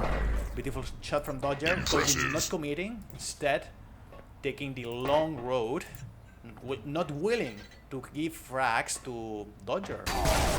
Beautiful from Kojin, prefiring that spot. He actually had a beautiful crosshair placement. Perfect. Good damage to Dodger. Yeah, good Dodger shots waiting there. for the heavy. Sorry, the mega. Wow, that looked pretty close. Oh, indeed. Kojin is securing the area, I think sneaky. Dodger was not aware about the position of Kojin. That was very unexpected. But Kojin got the space, and he's waiting for the major items to spawn. Both of them spawning in 6 seconds. Only some milliseconds of difference between both of them. So Kojin grabbed the mega health. It seems Dodger grabbed the mega armor. So they're pretty close on stack. Kojin's able to grab a little bit of armor, but take some damage from Dodger. Oh wow, good shots there by Dodger. So Dodger knows exactly where he is, but he needs to get an angle in order to do some damage. Looks like Kojin was able to survive. Kind of crazy and doing some damage as well. Wow. Beautiful from both of these players. Here defending the major item, but Dodger now has this. Yeah, the nades. Exactly. Production is actually very involved in this match too. So I'm amazed. Oh wow! Production here. Both players are playing cautiously with the Vortex here, trying to get a snipe in so that they can engage. Pretty similar stacks. Dodger might have a little bit of the advantage, grabs the Electro, and is kind of traversing around the map. Just kind of camping, playing slow, making sure he... Wow. Unbelievable shot. That was fast. Oh! Impressive. You knew it was happening. He kind of like played that out a little bit. Took a second to get the blaster, like the angle perfect, and then just rocked the shot. Like he had it all centered. That was unbelievable. Gojin doing a Oh! staying alive. Oh! Oh, come on. That's a highlight. Impressive. But they didn't aware about Gojin there. Oof. That was That's unexpected. Yeah, we've seen. My apologies. Continue. Oh, so we just saw Coach, and he had the lead, early both games, or at least had it close. But Dodger's just too much, right, with those mechanics, that aim. Oof. Sorry, Gojin, but Yeah, so I think Kojin may be calling it. He has a tendency to do so, and it looks like he'll take on Champ in the losers bracket. We'll have the bracket up in a second, and we'll get another giveaway going. All right, awesome. So I think we're gonna pull 2 more winners for Exploding Dwarfs. Super exciting. Yeah, I see someone saying nasty in the chat. It is. It's always unbelievable. So Splat's saying you always gotta grab the armor first. Drina, is there a reason for that? Maybe talk about kind of where damage goes, breakdown between armor and health. perfect. So 2/3 of the damage goes to the armor, and 1/3 of the damage goes to the health. As long as you have armor, you will be able to withstand more damage. It's very, even though Gojin was low, like 40 health or something like that, with enough armor, he was able to tank the damage and stay alive. It's I want to compare it to other arena shooters because of the regeneration health in the game. The regeneration makes the major item, the mega health, a little bit less important, but just a little tiny bit. But as always, everything is contextual. It depends on the situation. Okay, so I'm seeing some messages in the chat. If you want to give away, just message me on Discord, right? Just I'm the admin of the Zen Sports server, right? So Splat was also saying that if you pick up the armor, or if you go for the health, right, the mega health, they're gonna spawn in the mega armor every time, right? Yeah. But if you go for the mega armor, you might be able to get both of them.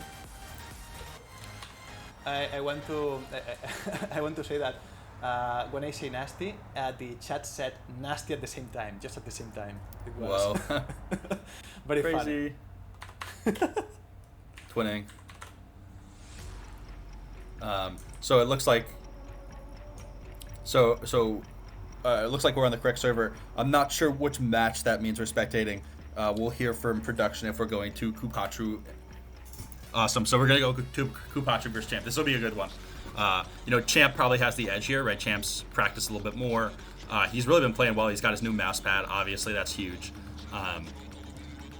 But yeah, we'll move into that when we're ready. I think we picked some giveaway winners. Have we pulled them? I don't believe we've actually pulled the winners. Oh, cool. Looks like we pulled 2 winners. Yeah. Yeah, so Tabs and Rorts, just make sure to message me on Discord. Right, I always get those out. It may take a day, it may take a minute. Sometimes I'm quicker than others, but I'm certainly used to heading to splitterlands.com, selecting a card, copying and pasting your name, and putting it into the player address. So I'll get that done when I have the time. New mouse pad, yep, that's big for Champ. He sent me a pic of it. It was pretty epic. So yeah, I see Rorts. Thank you. I'll get that to you when I have a chance. Hey JSK, how you doing? Hello JSK, happy to see you. You did amazing, by the way. It's amazing to watch you. Yeah, it is. It's great to see you get better and stuff. I can't wait until you're taking Dodger down. I know you have it in you. Just keep grinding. And those 2v2 cups will be even better, right? You can play with defense. I know you guys rock for the same squad, and we'll have our next tournament will be 2v2 TDM. We're also looking at getting 3v3 capture the flag in. That'll be epic. So yeah, if you have suggestions on which modes you want to see, any kind of cool stuff, we're certainly open to that. There is a tournament suggestion channel in our Discord, and actually, we had one of our first tournaments. We had already had it kind of planned, but somebody basically predicted exactly what we were going to do. It was Pepping. He said basically, have a beginners level tournament and have a Furious Chicken as the prize, and that was the nail on the head. So I'm always looking for suggestions from players. Players are always involved in kind of the decision-making process because you guys are the ones actually playing. It's the most important that you guys feel you're playing a fair contest, so to say, and a fun one at that. So feel free to message me with suggestions. Fight. And we've got the players ready, so we'll. I heard chicken. So, following Cooper here, he got control of the heaviest of the Mega Health, while Sam got possession of the heavy armor. Sam with the advantage right now, having superior weaponry with the rocket launcher and the next. Kupatru is not in possession of either the rocket launcher or the next, but he's in possession of the Electro, being able to do high amounts of damage, single secondary fire. But you can see the power of the grenade launcher. The splash damage doing a lot of work there. You have taken the lead. First frag on the board. Yeah, getting a little movement going, little 360. Oh. He's got good movement. He's got the backwards movement down. That's pretty good. Oh yeah. I love the backwards movement. It requires time. Some people like Kupatru has special talent. Kupatru actually was able to do that quite fast. Yeah, because you gotta both know the speed, but also you're not seeing the rooms you're turning into, so you gotta have it all memorized. Indeed. Also, there is another maneuver that's quite hard to. Oof! Oh my gosh! Do a blaster jump. You can see the pressure from playing in a tournament. It's very different to play practice mode than in a tournament environment. You are tied for the lead. That's on you. It's way easier to do those mistakes. There are players that are way better on paper than they are on tournaments because of the pressure. That's tough. That's why Dodger is so good. Right, Dodger doesn't let anything get to him. Yeah, he's very consistent. And when you talk to him about how are you so good and such, he always says the same. I played this game a lot. That's awesome. Dodger does a lot. I know he's a student as well. He's doing web programming. He's got quite a future laid out for him. He's a really unbelievable guy. So just glad to have him when he's playing video games. He's playing on Esports. You have taken the lead. So it's awesome. Yeah, really impressive. I only have good words to say to him. Oh yeah. He's not just a good player. Like he's really a good person. Oh, it's unbelievable. Yeah. Oh, it's yeah. awesome. It's awesome. Honestly, it's unbelievable. I owe him so much, but that's for another time. For now, following. For now, even though we love him so much, we're rooting against him at all times.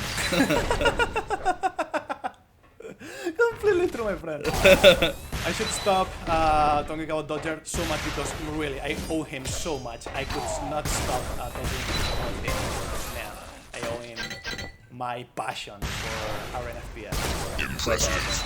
It's awesome. Me too, honestly. It's so much fun coming out here and seeing Dodger do his thing. So it's honestly, it may be more exciting in the team cups, right? Because it's just cool that he was playing with his brother, and it was more an ability. Like you could take Dodger down, but Dodger could also just take over the 1v2 situations. Oh yeah, there was an anecdote featuring his brother. They were playing on another tournament, and his brother was playing on a bad setup. He didn't have a monitor. He had to use a very small screen to play. And Dodger was his brother was being targeted by the other team. So Dodger had to carry the game, and the brother was very amazing teamwork from both of them. Was this in the last 2v2 tournament we had? No, it was Esports was not involved on tournaments back then. It was like 1.5 years ago, if I remember correctly. So my memory is not foggy enough. 7-1 right now. Kupatru on the back foot. He still has the ability to get control back, as Champ doesn't have quite much stack. But Doesn't matter though. you can see the difficulties Kupatru is having right now. He's still the pressure. Also, as you mentioned before, a little bit rusty because he real life is doing its thing and he doesn't have enough time to practice. Don't worry. Kupatru still can pull it off because of the playstyle, of Champ's playstyle. He has an opportunity because when he feels it, Champ overcommits a lot. Perfect. But those rockets from him, amazing. You can see just Champ's misses. ability to do damage. Yeah, so I'm seeing in the chat, this game looks like fun. So you can actually, this game's totally free, totally open source, so you can download it by heading to xonotic.org. And, if you get good, you could just play in one of our tournaments. We run these tournaments once every 2 weeks. Yeah, so next time it's going to be a 2v2 TDM, so, maybe find a teammate. And hop in. So, as Dico was mentioning before, even if you are not a competitive player, if you don't just want to play deathmatch or random matches, it's amazing to play. All the weapons feel very different from one another. There are people from all skill levels, so you just have fun. There are people playing Clan Arena. That I remember someone in particular that said, "Sorry guys, I'm not good enough. I'm throwing the team back and such." And we were like, "We don't care. Just have fun. We all started there." That's awesome. Yeah, we have a very good community, so I'm very proud. Oh, wow. He didn't even know he was there. He was Champ kind of confused him right there by just staying put, but good aim got him. Yeah, Kupatru, he's quite similar to GSK in that decision making. He's very hard to read because he tends to push a lot, and some of those decisions doesn't seem to make sense at first, of course, but it makes sense for players like him with that aim. And he has very good awareness. He most of the time knows where you are, more or less. Champ's super low here. If Kupatru lands kind of a single shot, he's done. Oh, and he gets him. Wow. Amazing. Kupatru, Yeah, you're amazing. good prediction with the rocket, and then knew he was there and was ready with the vortex to finish him off. And a sweet blaster jump to finish it. Yeah, Kupatru taking the opportunity to get the mega health. Champ, he's aware of the heavy, I think, or perhaps not. Kupatru is right now because he saw it. And with that, Kupatru is still in full control. Champ, not timing items, is giving Kupatru the advantage right now. But nonetheless, because the amount of damage Champ is able to deal, look at that. Wow. Amazing. Yeah, tough timing right there for Kupatru. He was like a second too early for the mega health. Yeah. And Champ used that to bring more frags to the board. Scores not quite dispar from one another, so Kupatru still has the chance, and because you can circle through spawns in this map, if you have full control, you have a pretty good chance at bringing this up and get the victory. Kupatru spamming rockets to the mega health. Champ doing the same, but to the next position. Beautiful from Kupatru, dealing a beautiful rocket to Champ, but because of the stack he had and the heavy armor being on his back, Champ not worried whatsoever. Dealing more damage, getting to frag, in a very good spot right now to even get more frags. Now with 200 health, going fast, cycling through the items, and now with all the stack in the world, not good, not a good side for Kupatru. Yeah, certainly. Yeah. Champ was doing a good job right there, just camping those items. He doesn't need to play too aggressively, right? This is a best of one, so Champ really can't, let up the lead here. But Kupatru gets him. There's only a minute left, so I think Champ is safe. But if Kupatru can get a kill right here, it could be close. He needs to do exactly that. He cannot take any more dips in the lava. Never underestimate the Kupatru factor. You have full stack, and without you noticing it, you see, oh, where is my stack? Oh, Kupatru took it down. How? When? Yeah, Champ with the Hagger kill. Always love seeing that. A Hagger only tournament would be funny. Impressive. Hagar actually has quite a bit of fans, people that love Yeah. it. It's funny. It's my favorite weapon. Like when you see it the first time, you're like, oh my gosh, this is the most overpowered weapon in the world.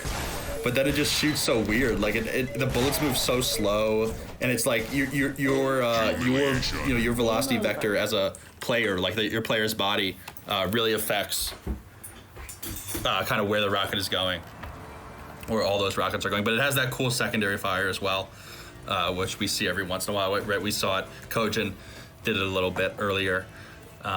Right, so it looks like Champ is moving on, and we'll get the bracket up here shortly to show you all how it's all panning out. Let me check the giveaways that we've got going. So Champ took down Kupatru, so it looks like Champ and Kojak are going to play on the losers bracket finals. Right, that's a best of 3, and we'll get that up for you shortly. I think we're going to take a quick break, but Drana, before we do, any thoughts, any comments? Well, the match with Kupatru, he's way better player than you saw. It's just the pressure. It's not that he doesn't have as much as experience in tournaments, but I can see him being a threat in the future. So keep being tuned for Kupatru because he's amazing. Very good player. He played in our very first overall tournament. I remember that. So good to have him back. I know he was busy for a couple months, but I think we'll get him back grinding. Get to see him practicing during the week and maybe get him in a top placement coming up. I'm sure I'd love to see him in the team cups, right? I think we've got way more flexibility with the team cups. The duels are a little hard, right? Because Dodger is just so dominant, and there's just such a big skill gap in the team cups or in the duel cups. Yeah. But team cups balance it out a little bit, right? We've got the power ups going. We've got shield, we've got strength, all that good stuff. So team cup on 2 weeks from now, I believe that's the 18th, should be crazy exciting. I think we're going to start running Xonotic on Sundays because, right, we've got the qualifiers for the Stash Classic on Saturdays, right? Those are every weekend. If you want to check out kind of all that, I can link the blog post right here. So we're changing servers because playing are getting ready. They are actually deciding the match right now. The loser round number 4 is a best of 3. So, if I recall correctly, it's ban, pick, ban, pick, ban, decider. If I recall correctly, I hope my memory is not foggy. So just a reminder, the maps are Airwalk, Dark Zone, Silent Siege, Final Rage, Stormkeep, Warfare, Fuse. We haven't seen Fuse today, I believe, and Fuse was very popular on the latest duel tournament we had. I remember only casting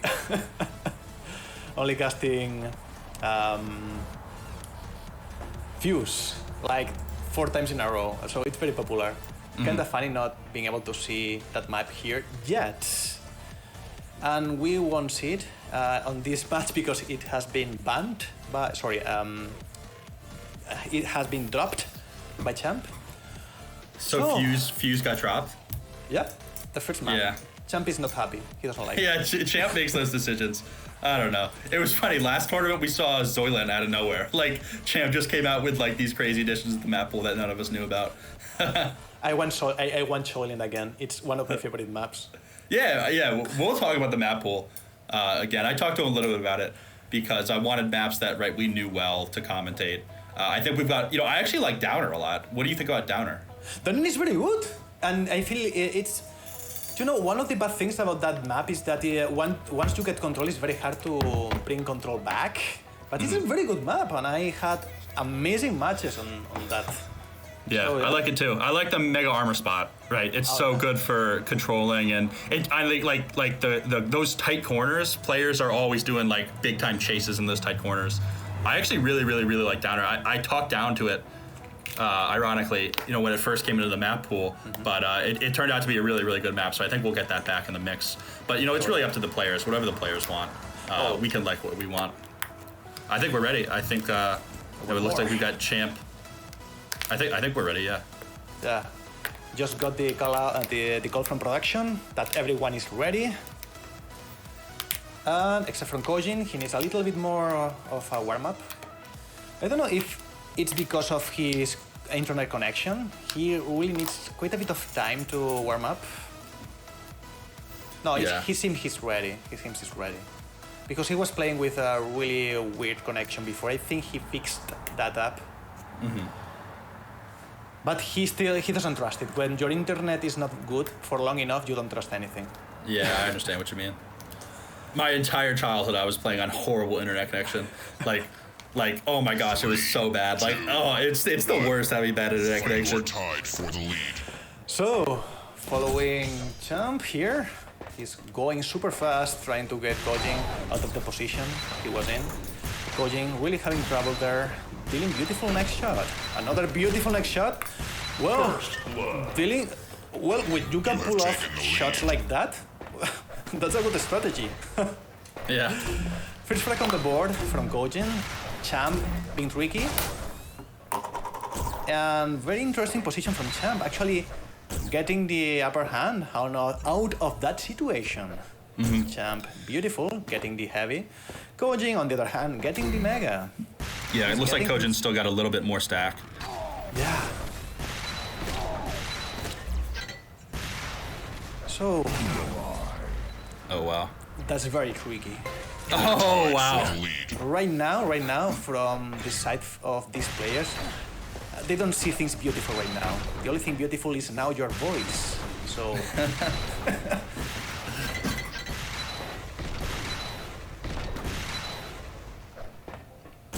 Oof. Oh, that was fast. Champ with very low health.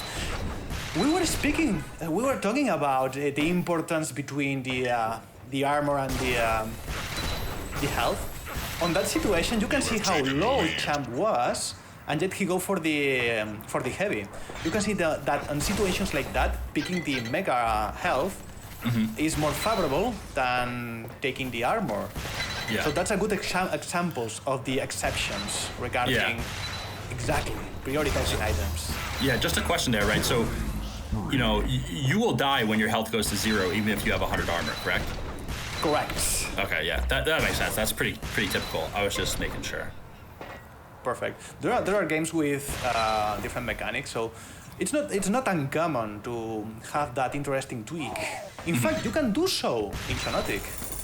Oh yeah. We haven't mentioned it, but you can, without tweaking the source code of the game, you can tweak the balance of the game itself. Like you can see that they are using the lightning gun, but the default weapon is the vanilla weapon is the Krellink.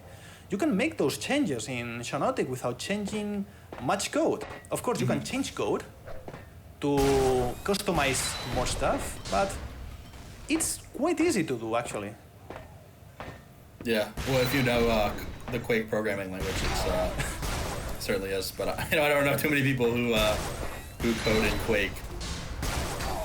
Yeah, they were trying to. Some of the developers were proposing in changing the Quake. There was a project like instead of using the Quake the Quake C language, using Rust. Okay. But the project took a lot of work and was not cancelled, but temporarily.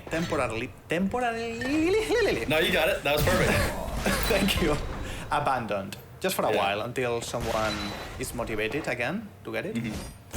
And what advantages with having it coded as Rust? Rust still seems like I don't see that as a crazy popular coding language. What advantages would that give? Well, in comparison, Impressive. you have the tools from my. There are things. Sorry, it's hard to call it. They have a name. Like integrated development environment to be able to do. These IDE,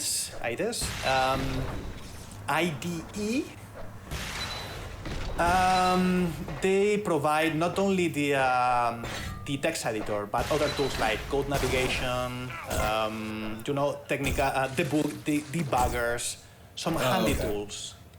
Text, high. Syntax how highlighting. pronouncing stuff. I got you. So Kojin just got back on the board here. Champ was up by a ton, but Kojin was able to steal a kill and has a lot of advantage, right? He's got the stack, he's got the health. He just needs a kill to, take this momentum back. And, he's still got 5 minutes. He can come back in this contest. He just needs to get some kills going, right? Kojin isn't really the player who's gonna try to go out and get 10 kills quick, right? That's Champ's game. So Kojin needs to start soon if he wants to start making a comeback. Indeed. Because of Champ's aggressive playstyle, Kojin has a very good chance to get some frags on the board if he gets control back, as you mentioned before. Just a really quick thing, because I was taking so long to say everything. We got back to the match, but just a little quick thing is that Quake C doesn't have an integrated development thing to write in Quake C. That's the main thing. That's why people don't like Quake C most of the time. That's it. So. Kojin with a very good stack, but Champ being able to deal a lot of damage. Yeah, Kojin got the second kill. He needed that, and he still got the power position right. He just picked up. He's got a ridiculous stack now. He needs to get a kill here. He's close to Champ. Champ looks like he took the teleporter to get out of the way, and Kojin's kind of frantically searching for him. He finds him. Exactly. Beautiful from Kojin here, being able to push. You can see that he was not. Oh, great timing. Worried indeed. Amazing timing from Kojin. Yeah, he gets out of the way of that devastator shot from Champ. Another good dodge there. You can see the item control from Kojin, being sure that he doesn't lose track on those major items. You can see the importance because Kojin was not dodging; he was just pushing, pressing forward, and getting the frag. Kojin denying the item probably. He's being vocal on the chat. I don't know how he's able to do it while playing. Yeah. Still being able to. That's Kojin's special talent, being able to type while he plays. Amazing. Still good control. Champ in a very bad spot here. You can see Champ pushing. Champ hasn't picked up an item in a while. Yeah.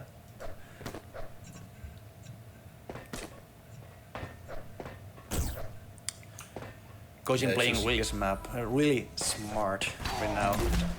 Being sure not to. You can see that Kojin is retreating every time he gets the damage. He receives damage from Champ. There is another thing Kojin is doing because it's like a detail, but it's the only player I've been able to watch that is able to do things like that. Like. Because you lose, when you go above 100 health or 100 armor, you keep losing this stack as time goes on. So that's why you can see Kojin not picking the some shards first. So he just decides to commit and then deal the damage and then go back and get the armor. So it's the only player I've seen being able to pull that off. Kojin has absolute control over these health pickups. He's got the timing down for both the mega health and the mega armor like perfectly, right? So he's going to try to sneak in here for the mega health and he'll grab it, right? He's just, firing off some warning shots, but sneaks back for the mega health, right? And he's got as much stack as you'll see a player, but he needs to get these kills, right? He's down 5. He's got the crazy advantage. He's giving Champ a little bit of time to pick up mini health, mini shards to get back into the fight. Not the best move for him to do. But he's picking up the mega armor again, right? Too much control. Champ is not, Champ doesn't have the health, the resources to challenge one of those pickups. But 2 minutes to go. Kojin's got to get a kill here, right? He has the advantage. He just can't find Champ. Yeah, Champ is hiding. It's not common. I'm really surprised and happy to see Champ adapting to these different play styles. So But Kojin to gets go the to- kill there, but still needs 4 more to tie it up. Oh, finds Champ. This is big. Kojin needs to get. Oh, he gets him. Wow, good play there. That was awesome. 10-7. Yeah, we've got about 1 minute left. 3 kills for Kojin. Can Kojin make the comeback? I think he can. I think he might do it. Look at the Big play patient there. positioning. Man, but Kojin Oh, in no. good spot. 3 he's gotta seconds, back 2 off. seconds for the Mega, but he's not in position to contend. Champ aware, getting the Game Mega, over. and with that, GG being called? I'm surprised by that decision. Yeah, Kojin is always doing the GG when he's out of the contest. He probably knew something that we didn't. Champ seems to have just grabbed the Mega Health, but that's just map 1, right? So map 2 is coming up here soon. That was a close one. You know, Kojin, right? We were saying it. He had all the advantage, but he needed to get a kill, and he didn't get it in time, right? He just didn't get it in time, and then Champ was able to do enough damage on him and take the momentum back. But you know, new map, new story. We'll see how this one plays out. Completely agree. This map was one of the best maps. This is one of the best maps for both of these players. So we have here Warfare. The difference about the previous maps, one of the more remarkable things is that it's not there is no vortex in this map, and with that, we are here following Kojin, picking the Mega Armor, doing some damage with the Electro, not enough as Champ is able to capitalize, get the frag, and in a very good spot now that it has the Heavy in possession. Yeah, I've never seen this map before. This is the first time we've played on this map. I knew it was in the circus, so I took a little bit of a look at it. It actually looks super cool. I like it a lot. It is, and it has quite tricky teleporters. You have to know them to be able to get the most out of this specific map. Kojin just got. Oh wow! Kojin got the kill with 1 HP, and Champ guides the rocket right to his face to take him back out. So Champ with the 3-1 lead here. Oh no! Oh wow! Good shot there by Champ, but Kojin gets him back. Champ is able to grab the Mega Armor. Sorry, Oh wow! Trapped. 1 health. Kojin Oh, got that again? with 1 health. That's the second 1 health kill for Kojin. Magic. Oh, this map is awesome. Yeah, it is. There is an elevator. Are you familiar with the elevator button? No, I'm not. You want to explain? Of course. There is the place Kojin was in before that he decided to do a blaster jump. That's an elevator. If you press the button, you get, you get up.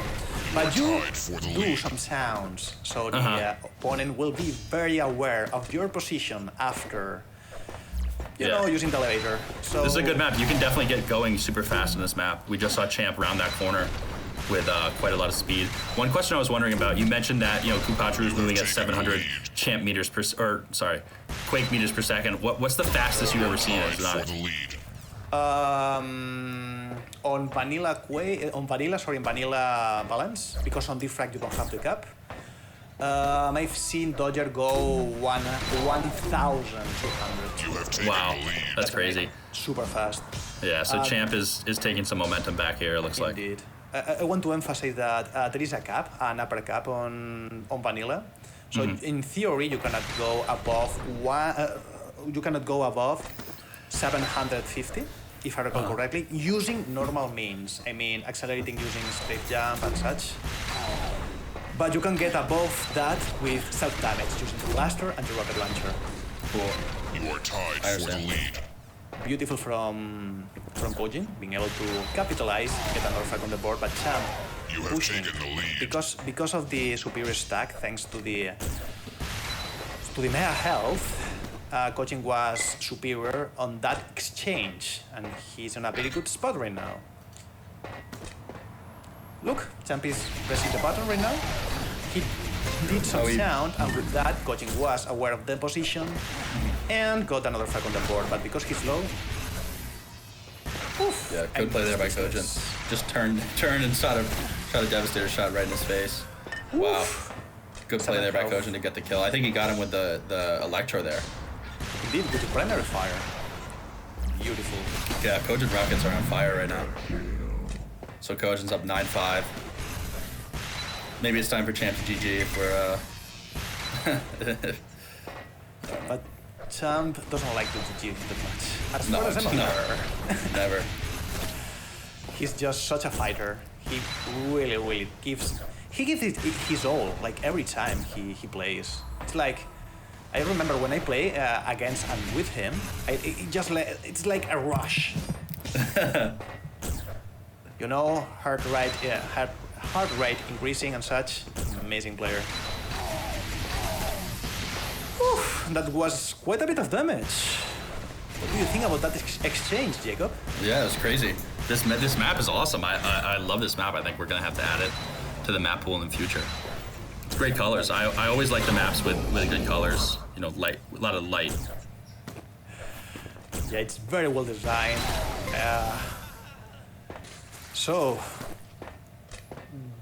Well, both of those players with pretty much the default stack, but Champ with the better position got the heavy armor on his pocket. Yeah, and he's using that mortar, right? So the mortar has 2 fires as well. One of them is direct on impact, which he's using here, but the other one explodes after a bounce, right? So you can either right click or left click to choose which one to fire, right? You know, you see him with the Electro here. The Electro's good right there. You saw the secondary fire, which he shot out. And those are little landmines that you can explode with the primary fire, and they do a ton of damage. You know, it's not so good for how he's using it right now, you know, tracking a moving player. It's better for when you know a player is coming through a certain entrance, take him out. You know, big kill right there by Kojin with the LG to take the lead back. And you see him with the Electro, wow, unbelievable. And then he tracks him down with the rocket. Nothing Champ could do there. It's amazing. His aim is just amazing. The tracking is just so smooth. It's on par with top tier players from every Arena FPS, like super smooth. Beautiful from Champ there. You're gonna see there is a little bit of tweak, well, not tweak, but intricacy regarding the oh, amazing from Champ. Sorry, from Champ, from Kojin. Also from Champ, using the machine gun to being annoying, because sometimes being annoying is very important in this game, especially when you don't want the opponent to commit. Yeah, so you've seen them bait a little bit with the elevator, or you saw Kojin shot it to get it going, but went the other way and was able to take Champ out. You know, maybe just the simple redirection confused Champ for a split second, and Kojin knew his position, right, so he was able to pounce.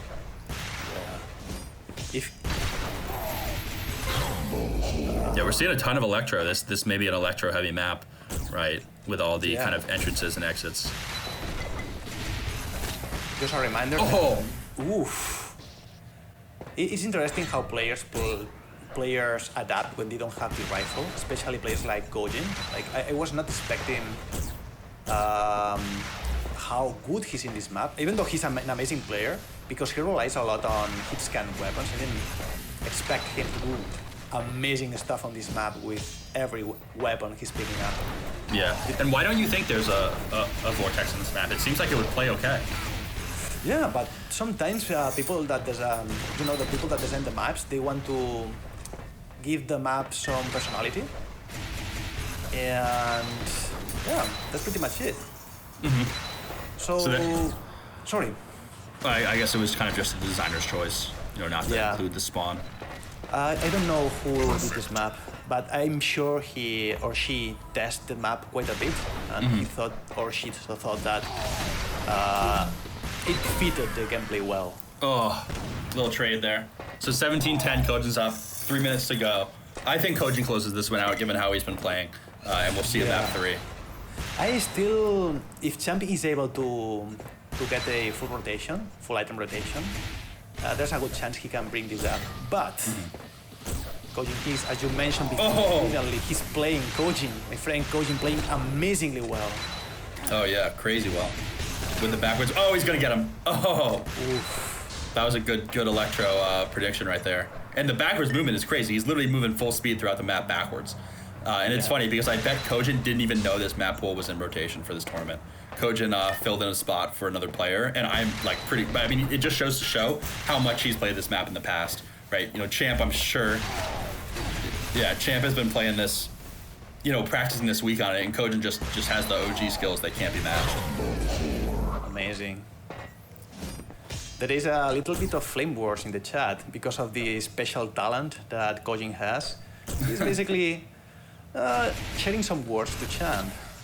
And with that, Champ says Game GG. over. Wow, so we saw the GG. I think that's one of the first times we've ever seen Champ GG. Awesome. So that's map 1 in the losers bracket the losers bracket finals. We'll see map 2 coming up soon. In the meantime, we've got a giveaway that will start for 2 more exploding dwarves. Oh, sorry, that was map 2. Sorry. Yeah, first map was we are being called from the production that first map was Storm Keep. Second one is this one. Another walk is the next one. Production doing an amazing job here, making sure we don't do many mistakes. He's keeping track of everything. Amazing work.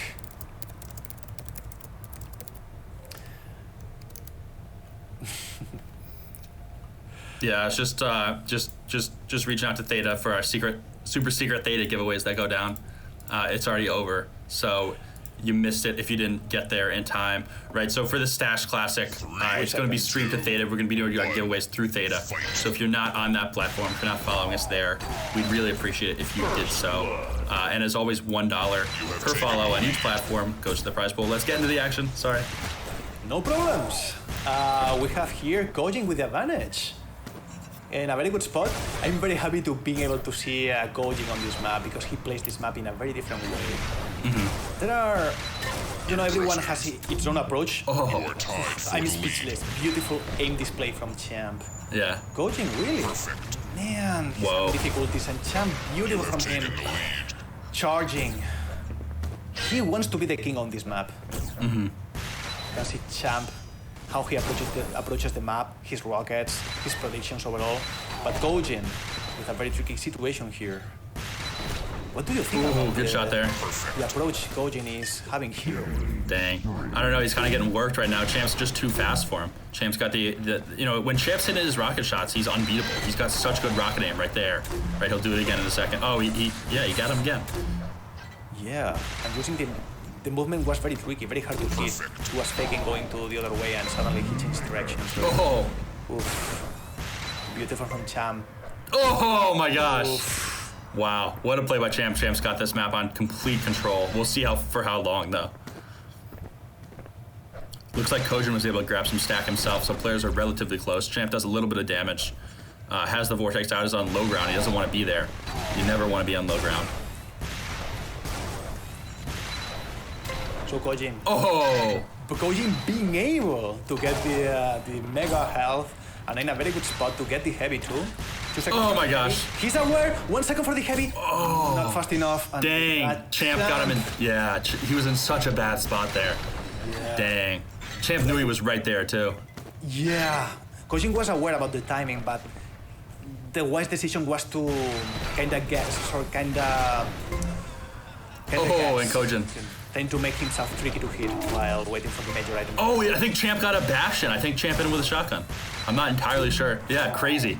Amazing. That could do more damage. 70 even seems low for that. I'm not entirely sure. But wow, Kojin making a comeback and he gets some health. Champ's able to grab the armor, but doesn't have a ton of weaponry to work with. Wow, LG's out. Blaster. Oh, wow. Oh my gosh, they're both crazy low. Kojin's gonna retreat. Champ, I think, missed him a little bit there. Might have been able to fire a rocket down and get him. Good prediction, but doesn't quite get the hit marker he was looking for. I was expecting Kojin in Mandemic while Kojin he was evading the rockets so well. Champ was not able to see Kojin. He was guessing his position and man, that was very close rocket, a very close rocket from Champ. Yeah, and you see the players go through the teleporter and then right behind them as a rocket shot. Right, these players are so good at predicting these the movement of other players. It's kind of unbelievable. You're a split second away from taking 50 damage. Oh yeah. Champ suiciding himself, sadly, trying to shoot through the window, but he instead hit the Marcus. And Kojin with a good vortex there. Kojin's got tons of advantage right now, even though Champ's got the lead. He's got the stack. He needs to aggress here to take the lead, right? We can't see him do what he did in map 1, right, where he didn't aggress when he had the stack to do so. So Right, for anyone, sorry, continue. I forget. Apologies. I just wanted to bring up the on the heavy position, players that are familiar with CPMA. you actually have to shoot through the windows, but because you can deal damage through the floor, thanks to how splash damage works on this game, people just shoot in the middle for the most time. But that window just below the heavy is still used to use the grenades and other projectile-based weapons. Wow, Kojin really coming out hot. Kojin, yeah, as you mentioned, really hot here. And I thought it was the hottest thing in Xonotic, but it seems it ain't wrong. That was crazy. Man, beautiful. This is probably the best we've seen Kojin in these tournaments. He's practicing. I've been talking with him lately. When I mean lately, I mean yesterday or like it was yesterday. And we were thinking about real life and jobs and such. He's having issues finding time for playing the game, but you can see that the time he's getting, even if it's not much, it's working for him. Look at that.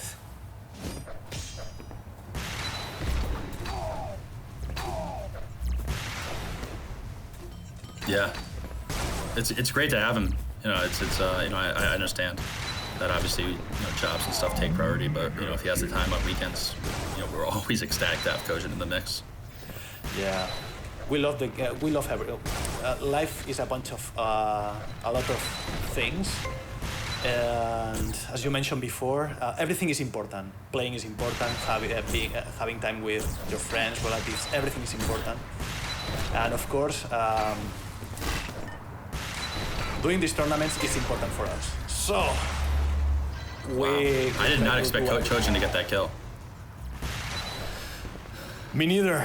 Really beautiful stuff. Oh, wow. From him. Beautiful aim too. Yeah. Being able to land all of the shots.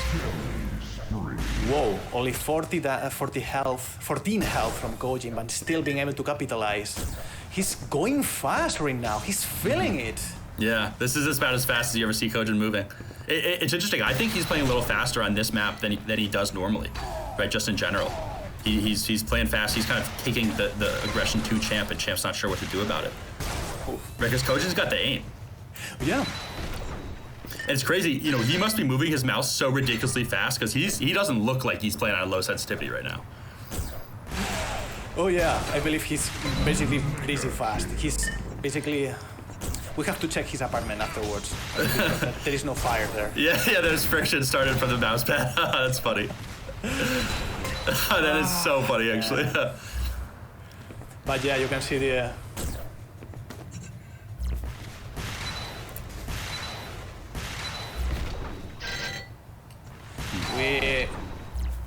Okay, so we're learning from production that because Kojin is so methodical, right, and this map is so small, he kind of needs to play a little bit faster, right? He can't play his usual play style because that's just too predictable on a map this small. And it's interesting because I actually saw him get snuck up on a ton of times in the last Duel Cup tournament on this map specifically. I think it was Rainbow Shadow actually kept sneaking up on him from behind, and he may have learned from last time. I think that's exactly what it is. He learned that he can't use his default, his best play style on this map because he needs to play a little bit faster. But Champ's able to get a kill there. Bring it to a 3-point contest, and he has some momentum. It looks like they've got pretty even stack. Actually, Kojin has a little bit of the advantage. Champ has positioning for the mega armor. It's not looking like it's spawned yet. It will spawn soon, but Champ's gonna get it. Wow, and he's not even gonna get caught really in a bad position. So big time play there by Champ to get some momentum back. Hits the rail, hits the Devastator, hits another rail, hits another Devastator. That's 4 in a row, and that's a kill to bring it to within 2. He doesn't get the spawn frag, which he needed, but he gets some more damage in, and he gets it eventually. Wow, Champ is bringing it back. Uh-oh, tie game, 2 minutes left. Unbelievable. Drana, who do you think's winning this one? I don't have words right now. I'm just... you cannot... Yeah, I have a camera here. You can see my mouth wide open, like a little bit of saliva going through. Now, witnessing the mechanics of these players. Yeah, this is crazy. So I wow. With very, very low sensitivity before. I'm having a blast because it's very, very, very hard it's very hard to play this map with velocity sensitivity. Kojin being able to do that, amazing stuff from him. Kojin got 2 good shots in, but Champ had an unbelievable prediction rocket to push him away. Champ is like 18 health right here. Kojin's got the stack, but Champ lands a shot. Oh, and Kojin gets him. So Kojin's got huge stack. 1 minute to go. He's down by 1 kill. I think he's got the advantage here to close this out and win the game. We will see Champ with a good Vortex shot there. Another good Vortex from Kojin. Unbelievable. He moved his mouse 8 feet to get that shot in time. Man, I'm still with the mouse. Sorry, I was getting the saliva from my desktop. Wow, so both players are relatively close here. Both low, both under 50 health. Kojin is able to grab the Mega Armor, which is huge. Oh, just misses the... Oh my gosh. He did not want to do that. He missed the Vortex and then hit himself with his own rocket. Kojin is not happy about how that interaction played out. He's going to grab some health. He's going to make his way back into the mix. Champ took the teleporter up. Kojin is now up. Oh, it looks like Champ was behind him, got a Vortex, but just missed. Oh, and now they... Kojin doesn't know where Champ is. There's a bad position. Oh no, there's a bad position for Kojin to be in. Oh my gosh. Oh my gosh, that was crazy. That was crazy. Oh my gosh. Oh my gosh. And we're gonna go to overtime. It looks like let's Kojin can get it. Oh no! Crazy. That was unbelievable.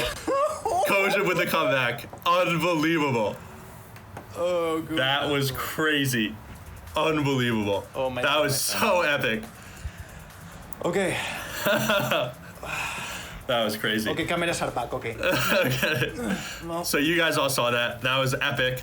Kojin took map 3. I thought we were going to overtime, but Champ regressed for some reason, wanted to get a last-minute kill in, but Kojin took it right back. Champ was up with 2 kills with a minute left, and Kojin, got the stack and was able to come back. Drano, what was the deal breaker there for Kojin? What allowed him to win that game? Oof, the clutch moment. Really, it just came down to that specific moment. Just this position. He was a little bit better positioned than Champ. Champ was in the air. I mean, once you are in the air, you lose a little bit of control, even with the extra air control from this game. So I think that positioning was the little bit that Kojin needed to get on top. Yeah, that was absolutely crazy. That was so crazy that I think we're going to have to give away another Untamed pack during the broadcast today. So that's what we're going to do right now. We're going to give away one Untamed pack, right? Those are going for like $40. We only have so many left, right? So we got to be scarce with them. But that was crazy. So everybody deserves it who's tuning in. So we're going to take a quick break. We'll be back with the grand finals between Kojin and Dodger, and we're going to start a giveaway for the Untamed pack. So yeah, see you soon.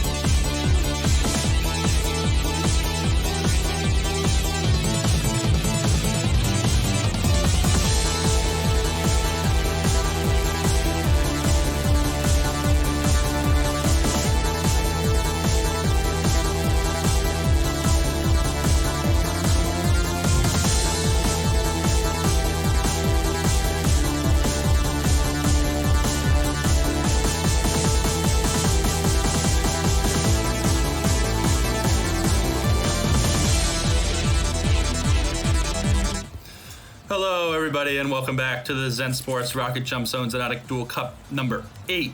We just had probably the craziest match we've ever had in one of these tournaments. Honestly, the craziest series we've ever had in one of these tournaments. Unbelievable matchup between Champ and Kojak, his name now is. And we're looking to carry that action on. I think Kojak has a chance versus Dodger. Drano, what do you say? He has a chance. If he's able to get control at the beginning and rotate through those items, he can get the upper hand. Mm-hmm. So we will have to see. Do we know which maps they are playing on? Gonna check. Okay, so while Drana is checking, I think we're gonna pull that winner for the Untamed Booster Pack. Make sure you've entered. If you haven't, we're gonna pull it in 25 seconds. So, if you haven't entered, make sure you get that exclamation point enter in. I believe once you've entered once to any giveaway on this channel, you are entered for the entirety of the event.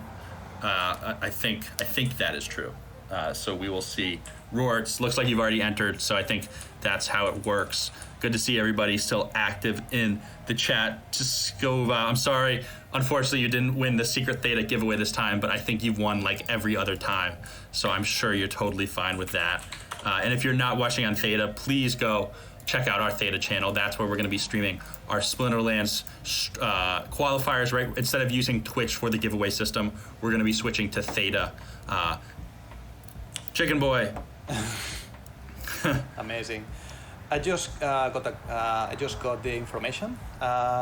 They will play Final Rage first, Fuse, then Stormkeep, then Aero, and for last, Dark Zone. Okay. So let me ask Champ if Dodger has a one map advantage. He normally does, so Champ makes kind of the final call on this stuff.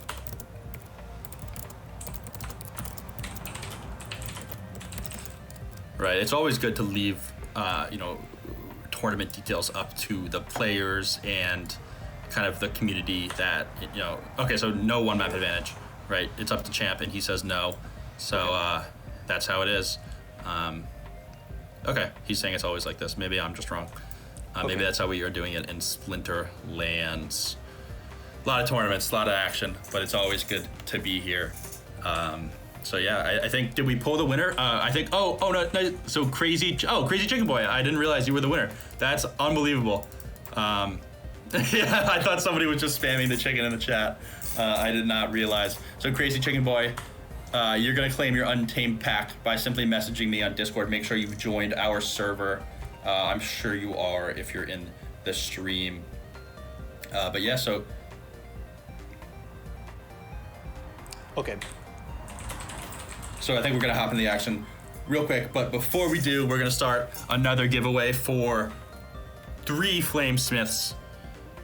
Super fun, pretty good card. Not what you're gonna get out of an Untamed pack, but certainly something to help bolster your Splinterlands connection, help you earn your way up the ranked ladder. So from production, they are going to start in just now. Whoa. Woohoo! Following Dodger here, going full speed as always, getting all the items he needs. He got the mega health, big armor, the next. Just a reminder, Kojin doesn't have the next, and you know that that's the best weapon he can get because of his amazing aim and consistent, of course. You have taken the Yeah, lead. Dodger. Bad spot now. Yeah, Dodger was able to pick up the first frag. It looks like Kojin, he knows where he is. Oh, bad position for Kojin. Oh, wow. So Dodger retreated. Oh, wow. Dodger knew exactly. Oh, wow. Those rockets were crazy. Neither of them connected. Kojin must have been doing some crazy dodging there to evade.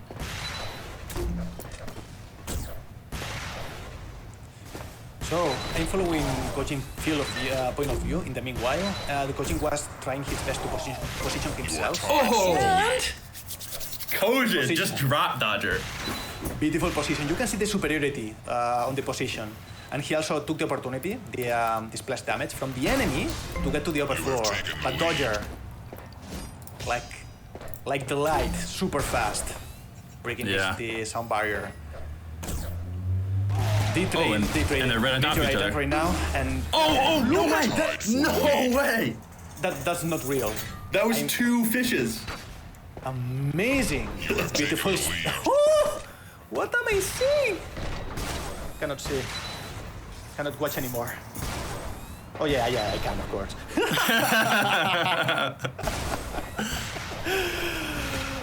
Kojin getting the major item right now. And now in a very good spot to get more frags. Okay, I don't know what happened there, but I'm okay, I think. Shots being exchanged. Kojin in the on the back foot right now. Dropping down Dodger, wanted to do the splash damage to get the frag. Kojin with the worst out of that exchange. He's low almost all the times. Dodger not committing. Let's see Dodger being patient. Impressive. But Kojin was able to grab the Mega Armor, so he's got sub-stack, right? Dodger's going to grab the Vortex right there, and they meet each other. Ooh, wow, some good damage. Oh my gosh, that was crazy. Kojin trying to wait for the next. He got the rifle now, and he's able to fight that big thing towards Dodger. So Kojin really good, yeah. You can see Dodger being patient. He is hesitating. Oh. That was nasty. He was hesitating on that exchange. He didn't want to give health for free. Kojin with the better strike though. He got the upper hand on that exchange. Kojin positioned himself. He's waiting for knowing the whereabouts of Dodger. Dodger here. Ooh. Very low. Oh, wow. Beautiful rocket from Dodger. He's aware about how low he is. So Dodger is taking the that. Oh, so Kojin's back in there. Kojin grabbed the Mega Health, but Dodger's going to grab the armor. So Dodger still has the stack advantage. Oh, and a nice Vortex shot. Oh, almost double peaks and hits the second one. Kojin's, oh my gosh, he had such a good angle there, but he missed the shot. Yeah. I was expecting Kojin during that exchange. Actually, Kojin did very well, but he did like a shoulder pick, like he was faking going out. Look at that. No, did you see that from Dodger's point of view? I didn't see it. No. Well, I saw Kojin coming out, but I didn't actually see it in green, so I don't think Dodger caught a glimpse. Okay. Oh! Ooh! And Dodger's typing in the chat now as he plays. That was crazy. Oh my gosh. Oh, beautiful. Dodger's shooting through walls. Amazing. Kojin, he's hiding himself. Oh. Dodger pretty aware because we all use that spot to hide. Oof, Dodger using his diabolical training to its best here. That tracking aim, too good now. Dodger has full item rotation. Now Kojin needs something. Needs that exactly from behind. So he took the teleporter up and surprised Dodger. Is that what happened? Yep. Dodger was expecting Kojin to be down, but Kojin was up. He was on the upper floor. Kojin, he's very patient, so if he has to wait like 1 minute without doing anything, he will. Oh! Look He at just that. did it again. Yeah. Really, Kojin. Oh, Kojin's got to hit that. It's very hard to. Even Mirio has issues.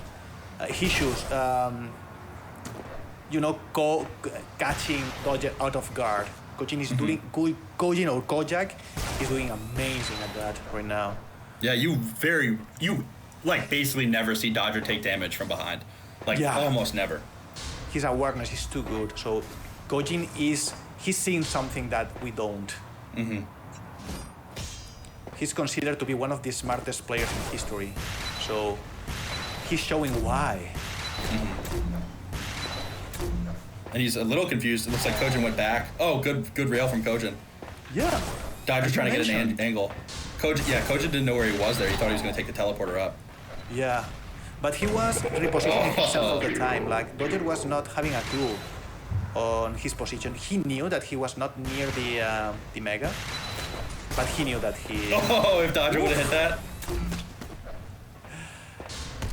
So I'm spectating Kojin right now and see what's happening here. Machine gun. Hearing from production. Basically pointing out that, yeah. Oh, Dodger's low. This could be a turning point. Yeah. Oh. Come on. I don't know how Dodger is able to not break his wrist doing all that stuff. Beautiful from Kojin, but look at the damage. Man. Excellent. Oh, wow. That's not allowed in some countries. Yeah. Nasty. So Dodger, they both got, not so much health actually. Dodger's going to wait for the mega health here. Kojin's looks like he's waiting for an armor pickup as well. It's very interesting to see Dodger because Dodger it's like when I was talking with Dodger, he told to me that he's used to every play style in this game because he dueled every single player and made sure that he knew every pattern possible. Uh-oh. But he was not prepared for that aim from Kojin. And Kojin wasn't prepared for the repeat at all.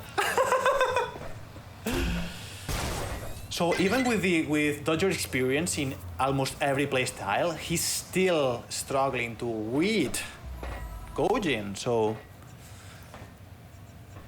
Kojin, a living legend here. Beautiful from Dodger. Kojin, you can see he's not giving up. Look at that. He has good stack to content. Yeah, he needs all the practice he can get for the next couple rounds. Amazing. And he gets the kill there. Yes. Wow. So only down 15 and 2 minutes to play, so I don't know. Being able to at least do some frags to Dodger, that's hard. That's like more than 95% of the players. That's amazing for Kojin. Yeah, so just for everybody who is new to Zen Sports and Xonotic, right, Dodger has never lost a single map in Duel. He's gotten actually close. Last weekend, we saw him get crazy close to losing to Rainbow Shadow. Rainbow, unfortunately, unable to play in this event. But soon we'll have all of the Xonotic vets and OGs and legends in the Summer Bash remix when we get that going. Just waiting on a couple things, and then we can make the announcement for that. But it's certainly coming. If you have seen the Xonotic Summer Bash highlight video, that is epic. Incredibly epic, like probably my favorite highlight video ever, and I've watched a lot of YouTube highlight videos. Oof, I was watching the Kojin POV on that exchange. Kojin being able to deal a significant amount of damage only with the Vortex. Amazing aim on his regard, landing the beautiful shots. Not enough as Dodger got the upper hand and got even more frags. Dodger repositioning himself, getting the upper hand on that exchange, and with that he's in a very good spot. Yeah, he just melted Kojin with that, LG. Oh yeah, his tracking game got better. I remember when I was dueling Dodger, like before he got into the aboriginal, his weakest point was his tracking aim. Not anymore right now. Yeah, so Diabolical, it's another Arena FPS game title. Came out really recently. It was made by 2GD Studios. We hosted tournaments on Diabolical for a little bit, but have recently come back to Xonotic as we think it is the greatest of the greatest Arena FPS game titles. And I think everybody here would agree after seeing that last match between Kojin and Champ. It's amazing what people is able to do with the original. It's a modification of the original, but the original Quick Engine. Being able to do high quality stuff, good graphics, amazing gameplay, smooth movement. I'm really happy to have discovered this amazing game. Also, you have all the it's super customizable. Like, great customizable. The HUD. The damage text, how it is displayed. You can only display the armor damage. You can do everything, almost everything. You also have the quick left mouse acceleration with the latest development version. We are also working on another mouse acceleration thingy going on. People that are maintaining the Dark Places engine, they are very busy, but I hope the better times comes. And yeah, so stay tuned because Xonotic great stuff. Yeah, no, I'm excited for all of it. And players ready, so 7 seconds before the match starts. 3, Following Kojin. 2, this time. Fight. Let's see. Kojin getting the mega health, but he's in a very bad spot as Dodger got the rocket launcher, also known as Devastator. Dealing Kojin being able to evade the amount of rockets Dodger was throwing at him. It's uncommon to see rockets missing because Dodger he's very precise. Amazing push from Dodger using the lightning gun. He's positioning himself to get the major item. Beautiful shot from. You have taken the lead. From Kojin. And with that, first flag on the board, but Kojin pushing using the lightning gun. Dodger, he's not in position to contend, but beautiful repositioning. Getting the mega health. Oh, wow. Amazing. He's moving fast. Oof, super fast. Kojin here trying to get some positioning. It's the most important thing now. Dodger unaware of Kojin's whereabouts. It's not common to see Dodger misreading the opponent's position. Yeah, Kojin got a great rail. Yeah. So Dodger still has the stack advantage somehow. Was able to grab some health, misses the rail there, which could have been huge. Is going to traverse, take the little underpass. I always can't figure out what to call that little spot. But it's certainly a great spot to shoot your Electro, and it's a great spot to gain momentum from. You can move really fast if you shoot your blaster while you're going through it. I want to say it's the first time, but because I am to be able to keep track of everything, I'm watching both POVs at the same time. Because it's destroying my computer, I just came back to only one client display. But it's the first time I see someone using the Electro to do a jump. Instead of a rocket jump or a blaster jump, using the Electro to jump. That's what's Kojin. Mm-hmm. Kojin is just a legend. Because how unique his play style and mechanics are. Yeah, so it looks like when Dodger passed through that underpass, he didn't pick up the Vortex ammo because he didn't want Kojin to hear him. Yeah. So I'm just trying to guess. It's weird because I don't see Kojin crouching, so there is terrain-based sound, like the sound you make when you go through certain surfaces. It's not the same. Impressive. So perhaps Kojin is using that to not do as much noise. So, another interesting fact about Xonotic, you can actually choose how to hear stuff. If you, when things are far away from you, you hear it, with less intensity. You can choose that in Xonotic. You can hear everything at the same volume, even if it is, miles away. But you can also choose how to attenuate the sound with distance, like logarithmic. Oh, that was crazy. That was the secondary fire of the mortar I was talking about. Amazing. And he cleans them up again. Very handy on those exchanges. So yeah, you can choose how to hear stuff in Xonotic. If you are new and you are overwhelmed by all the options, doesn't matter. Just ask the players, just be patient, play the game, have fun. So, Dodger is still with the upper hand. Kojin could get him here though. Yeah, only 4 health from Dodger. Yeah, he's Kojin. playing really slow. That meant that Kojin messed up the jump and didn't get the heavy the mega health in time. And that was a really bad mistake to do at this particular moment. Beautiful from Kojin there. Dodger is still able to sum up frags on his scoreboard.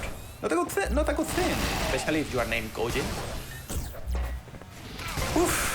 Beautiful push from Dodger, but you can see the expensiveness of doing that. Kojin is aware, dealing a lot of damage. Dodger unable to get a lot of stack, but just enough. Yeah, he got that timing on the mega armor or mega health, which was huge. And Kojin gets a kill and is back in this game. As you mentioned. If he would have kept the Vortex out, he could have had a shot on Dodger. So Kojin positioning himself to get the mega health. That was unfortunate because Kojin was in a very good spot. If that shot landed, that would have been a kill for Kojin, but man, that's on another alternative timeline. So 11-1. Well, damage-wise, Dodger is dealing more damage, like 700 damage more.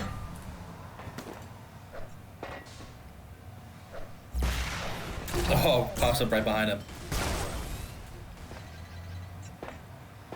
Beautiful. Dodger is getting the mega health. He was patrolling a little bit to be sure where Kojin were roaming, because you can see that Dodger was having... Oh, if he would have gotten a kill with that. I love when he hits the mortar off a surface, like, and he's running right past it. Almost as much as blaster jumps. Beautiful, just beautiful. Just as your voice, my friend. My voice, dog. What are you talking Your about? voice is awesome. Keep talking. You got the friend. great voice. Keep talking, I want to hear you. Alright, Coach is trapped a little bit. I love the sounds, the voice packages in this game. Oh, and he just gets Kojin barely. That was a shotgun right there. I think maybe just one pellet might have hit him, and that's all he needed. Kojin had like 3 health or something like that. It's frustrating to see Kojin being so close, like so close to get the frag, but not enough. Just a little bit more.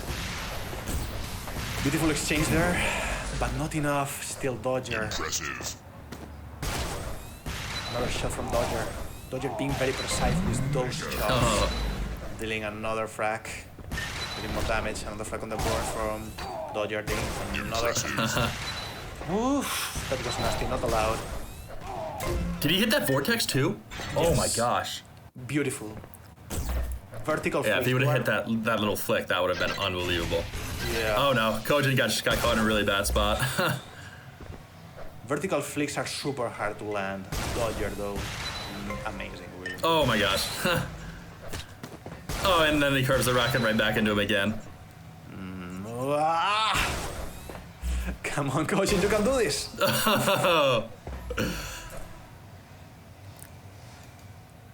So regarding the voice, Oh my gosh. voice on pack that Jacob was mentioning, you can change that too. It's very easy, and you can do so without interfering with the main game installation. Amazing. It's very handy, not only if you want to develop stuff or test stuff, but if you don't agree with the sound, like, oh, I cannot hear the blaster, or perhaps there are people with hearing issues that they are unable to hear high pitch sounds or low pitch sounds. You can change that. Interesting. Yeah, I think it's cool how much customization is built into this game. Even more so than like AAA games that are coming out, this year. I completely agree with you. It's amazing. You can do almost everything, and it's very interesting to watch this when those players streams. When different players stream, you can see how different the game looks. Is this Xonotic? Yeah. Oh yeah. Yeah, it's crazy actually. I remember that the first time when we first started hosting tournaments, I would watch someone stream and be like, how did they get it to look like this? This looks nothing like what I see when I play Xonotic. I remember. I don't know if you saw my stream, but I play the games look like a cartoon show. Oh yeah. I think it was your stream actually, because you were commentating those early tournaments on your stream. Yeah. Beautiful from Kojin! Yes! Finally. So yeah, every player is different. If you see my screen, there are a lot of numbers on my screen, lots of them. But if you see,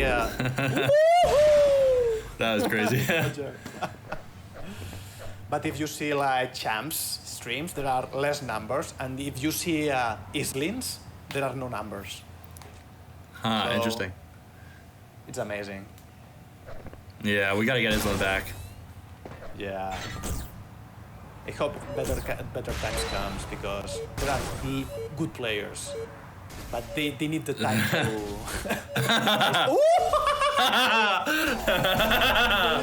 Oh, goodness. That was funny. Okay, so that was round 2. I don't actually remember if that was closer or less close than the first one, but Dodger came out on top, as we've come to expect in the grand finals here at the Zen Sports Rocket Jump Zone Xonotic Duel Cups. It's still a ton of fun to cast these with you, Drena. How have you been doing today? How's the action been? In this grand finals? Exhilarating right now, especially it's super. Dodger is super mobile.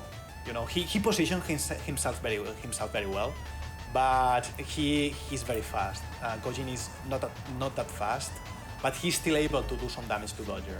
So I'm very happy. Oh, Dodger's moving crazy fast in warm-ups here.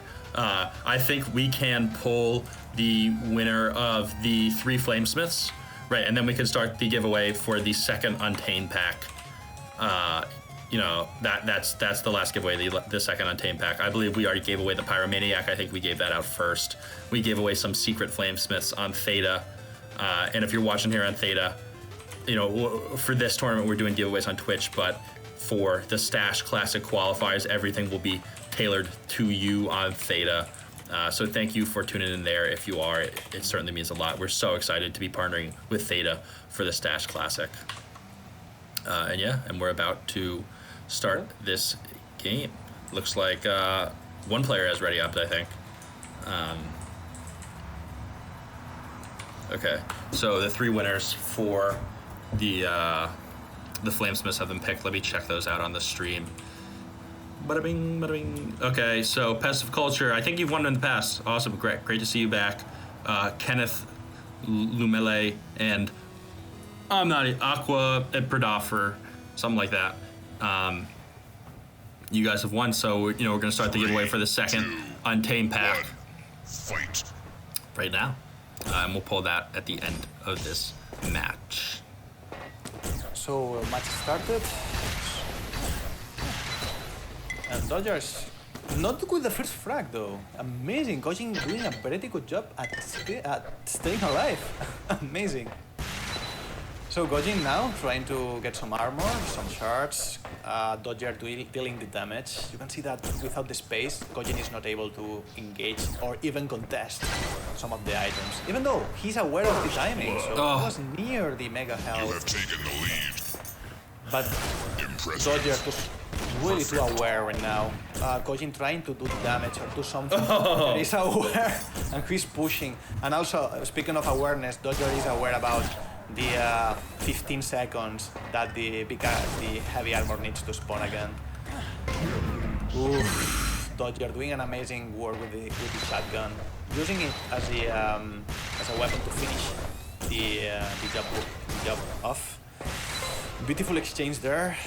Dodger getting out of that situation, getting the frag. Gojin really stealing the major item. Oh my gosh, if he would have hit that, he had no idea where Gojin was, but that would have just been so crazy. Material for another frag movie. Yeah.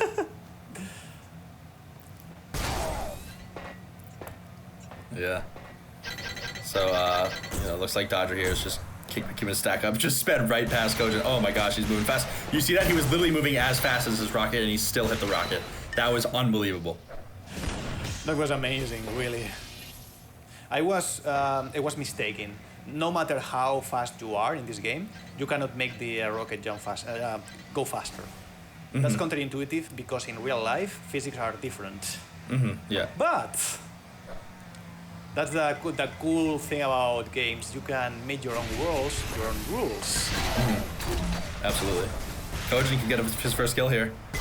Dodger is low. How did he just hit Gojin there? That was crazy. Did he destroy one of his electro bolts? I could not see the origin of the damage. Yeah, that was crazy. I think he may have shot one of his electro bolts that was laying around. I'm expecting Gojin to see what he's doing. He's restacking himself. He also has similar. I was about to say similar stack to Dodger. It's still very similar thanks to that the mutual damage being dealt to each other. Gojin here. Dodger just camping this. Gojin has better stack now. Not anymore. Dodger got the heavy, the mega health. present. Oh, good shot there. Position. Oh, indeed. There is another particular, another intricacy regarding item priority. You can see Kojin waiting for the Mega Health to be picked up. That's because he was aware about how much armor Dodger had. So the idea behind waiting for Dodger to pick the heavy is to attack, sorry, the Mega Health is to attack only the armor. You know? A little bit of... it's like, I won't have the frag right now, but I will prepare you for my next engage in the future. Mm-hmm. Beautiful from wow. Kojin. Oh no! Dodger's classic. Oh my gosh, that was crazy. Dodger's classic with the grenade launcher, just like holding his mouse super still and then flicking it right to where he wants it to go.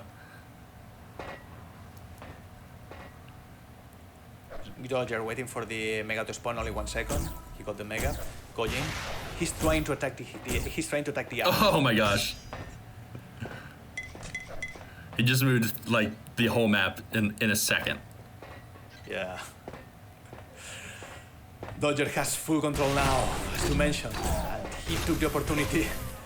He's using his stack to go crazy fast. He's going at 900 quick units per second. Wow. Amazing. Oh, I remember you can see that on your screen in some HUDs. I remember I've seen that. I have 2 clients installed on my system. One of them is for playing, the other exclusively for casting and reviewing demos. Yeah. I make sure to use, to have as many numbers as possible on my screen. Yeah.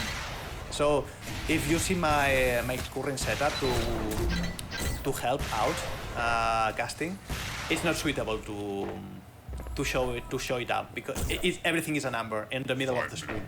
Yeah. That's crazy. Yeah. Oh, so you're saying your casting HUD has a ton of numbers just to help you understand what's going on? Yeah, I have a cast HUD only for... Oh, that was crazy. Amazing. Only one HUD exclusively for Esports to cast with you because I know that production is what is being displayed here. So I'm using this opportunity to have everything on my screen. Yeah. Another one for casting on my channel and such. Yeah. Yeah, I understand what you mean by having the numbers is helpful because a lot of times I find myself looking up at the player health bars to basically understand when shots are being hit and stuff because like, you just look in the middle of the screen, there's so much stuff going on, it's hard to tell. Yeah. So just a testament about customizability in this game. You can do so on other Arena FPSs, like especially the open source one that I'm aware about, Open Arena, Quake 3 with some mods, and CPMA. But the Xonotic is the most streamlined, aside from Diabolical. Beautiful from Kojin. With only how much health? I believe it was 2? And dealing a lot of damage to Dodger. I mean, Dodger was kind of trolling there, regardless. So yeah, they are playing around a little bit. Kojin is aware about the how much control Dodger has right now. So he's testing ground right now. He's aware about the score difference. So he's testing grounds. He's like, what is the step to? What strategy do I need to follow to be able to bring Dodger down? Because right now it's not so evident. Yeah. But you can see how tricky Kojin is, and patient. Like he was preparing the blaster just to fly away as soon as Dodger went to the room. So amazing work from Kojin. It's just crazy seeing Dodger do all this stuff. Yeah.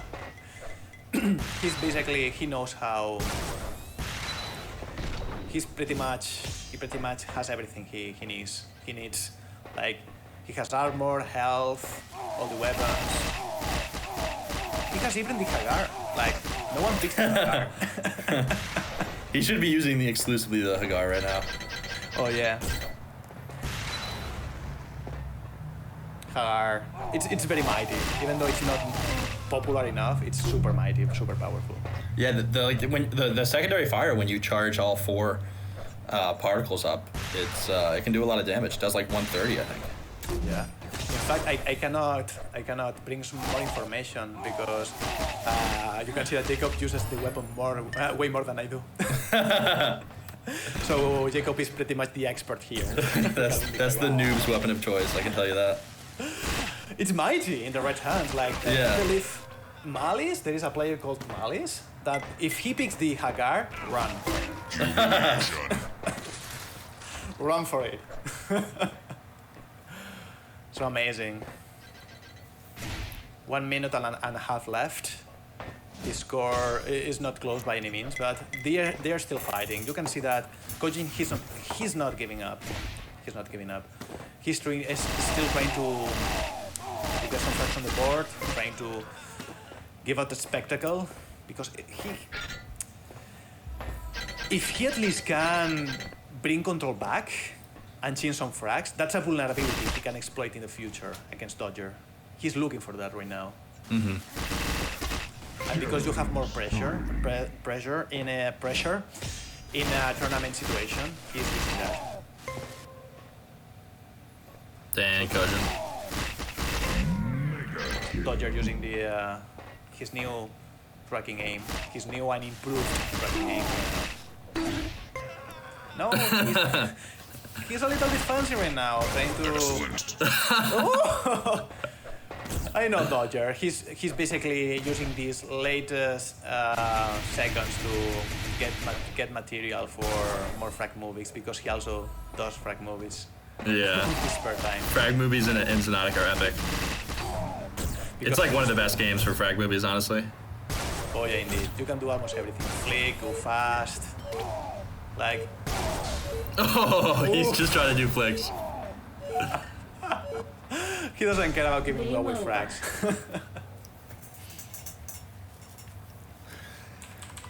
Well, that was it. That's the end of the grand finals. Dodger took the last map 27-1. An amazing tournament. Those matchups between Champ and Zero QL, or sorry, not Zero QL, and Kojin were unbelievable. Some of the most exciting matches we've had yet. Drana, what did you think of the tournament today as a whole? Amazing. I think the key word is witnessing new playstyles. Like I believe we were very used to seeing people like Zero QL, like Rainbow Shadow, that they use their mechanics a lot, like the movement mechanics. We witnessed Kojin quite a bit in this tournament, showcasing that you can play this game slow. It depends on you really. Just choose how to want to play and make it work because you can. Yeah. So as we promised, we're gonna pull the last winner of the Untamed pack here. I know that's a big deal for the Splinterland folks. So we'll pull that right now. For our next Xonotic tournament, right, we're back in 2 weeks on the Sunday, the 19th, right, with a 2v2 TDM Cup. I'll make that on the Esports app as soon as this is over, so players can start signing up now. Right, if you want to get in on that, we would love to have you. Right, we're always looking for new Xonotic players. So if you just want to play, right, maybe we'll make it so that every participant gets paid out at least some portion. We will be able to increase our Xonotic prize pools very soon. After just stuff at Esports happens. That's kind of you're actually not supposed to say some stuff publicly. Yeah. I've learned that the hard way, doing the wrong thing. But we'll certainly be hyping up Xonotic even more so than we already do. And as always, big thanks to everybody behind the scenes. Right, that's Gelmo. That's In the Keep. In the Keep does some amazing things with Arena FPS and open source and indie games. Sorry, right, that's their specialty. Sorry, I get too close to the camera screen. But we wouldn't be able to do this without them, right? We have great production here, and it's all thanks to them. That's amazing. So it's just unbelievable to be able to work with such, people who just love to be doing this on their Saturdays, just like I do. So Drana, a ton of thanks for having you here. It's been amazing. I'm not sure if we've pulled the winner yet. Here it comes. Entries are closed. Gate Semp. Congrats, man. So right, just message me on Discord. Yeah, big hearts for everybody. So right, for Xonotic, we'll be back in 2 weeks for Splinterlands. Right next Saturday, we've got qualifier number 1, the Gold League qualifier. That'll be right here on Twitch, but more importantly on Theta. Right, we will be running giveaways through Theta. We'll still lead live streaming those here just in case, but we'll be trying to redirect everybody to Theta because we really want to build our platform on there. It's a great streaming service. They do a lot of cool things behind the scenes. They were working with Katy Perry. It's funny, we were talking about that at work the other day. We were joking we should run the Katy Perry Classic, but I think it would have to be on like Cooking Mama the game or something like that. I'm not sure what Arena FPS games Katy Perry is playing these days. But yeah, I had a ton of fun today. Thanks to everybody who tuned out.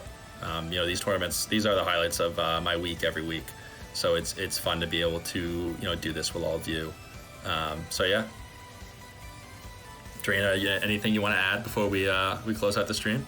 Your closing words were amazing, I have to say. I want to take this opportunity, this screen time, to say thank you to Dodger, because thanks to you, Dodger. I don't know if he's watching this or if he will watch this section, but thanks to you, Dodger, I'm playing Arena FPS, which I love. I'm also trying to get better at knowing the overall history in Arena FPS, because I didn't start like 5 years ago or something. It was just 2 years ago, just thanks to Dodger. Thank you, because you Dodger are also being sure that people are feeling like at home in Xonotic. Not only me, but quite other people. So yeah. So just 1 second before we go off, we're gonna host Suitcase, who's a great Splinterlands guy. He reps the University of Illinois like crazy. Love to see that. I think my history teacher in high school went to University of Illinois, but he actually played really well in our last tournament. So we're gonna throw him the host, and stick around to watch some of his Splinterlands. I know you guys love Splinterlands. Splinterlands is epic as always, and make sure to tell him how excited you are to see him. Hopefully we'll get him in the Stash Classic as well. Hopefully he will qualify. But yeah, so without further ado, I think we're just gonna host Suitcase, and hope everybody has a nice rest of their Saturday. Never quit, yeah, I won't stop. Don't do it for the props, just to rock the block. Don't care what haters say, I'ma make it to the top. They can talk or they won't, I'ma leave them shocked. Yeah, never quit, yeah, I won't stop. Don't do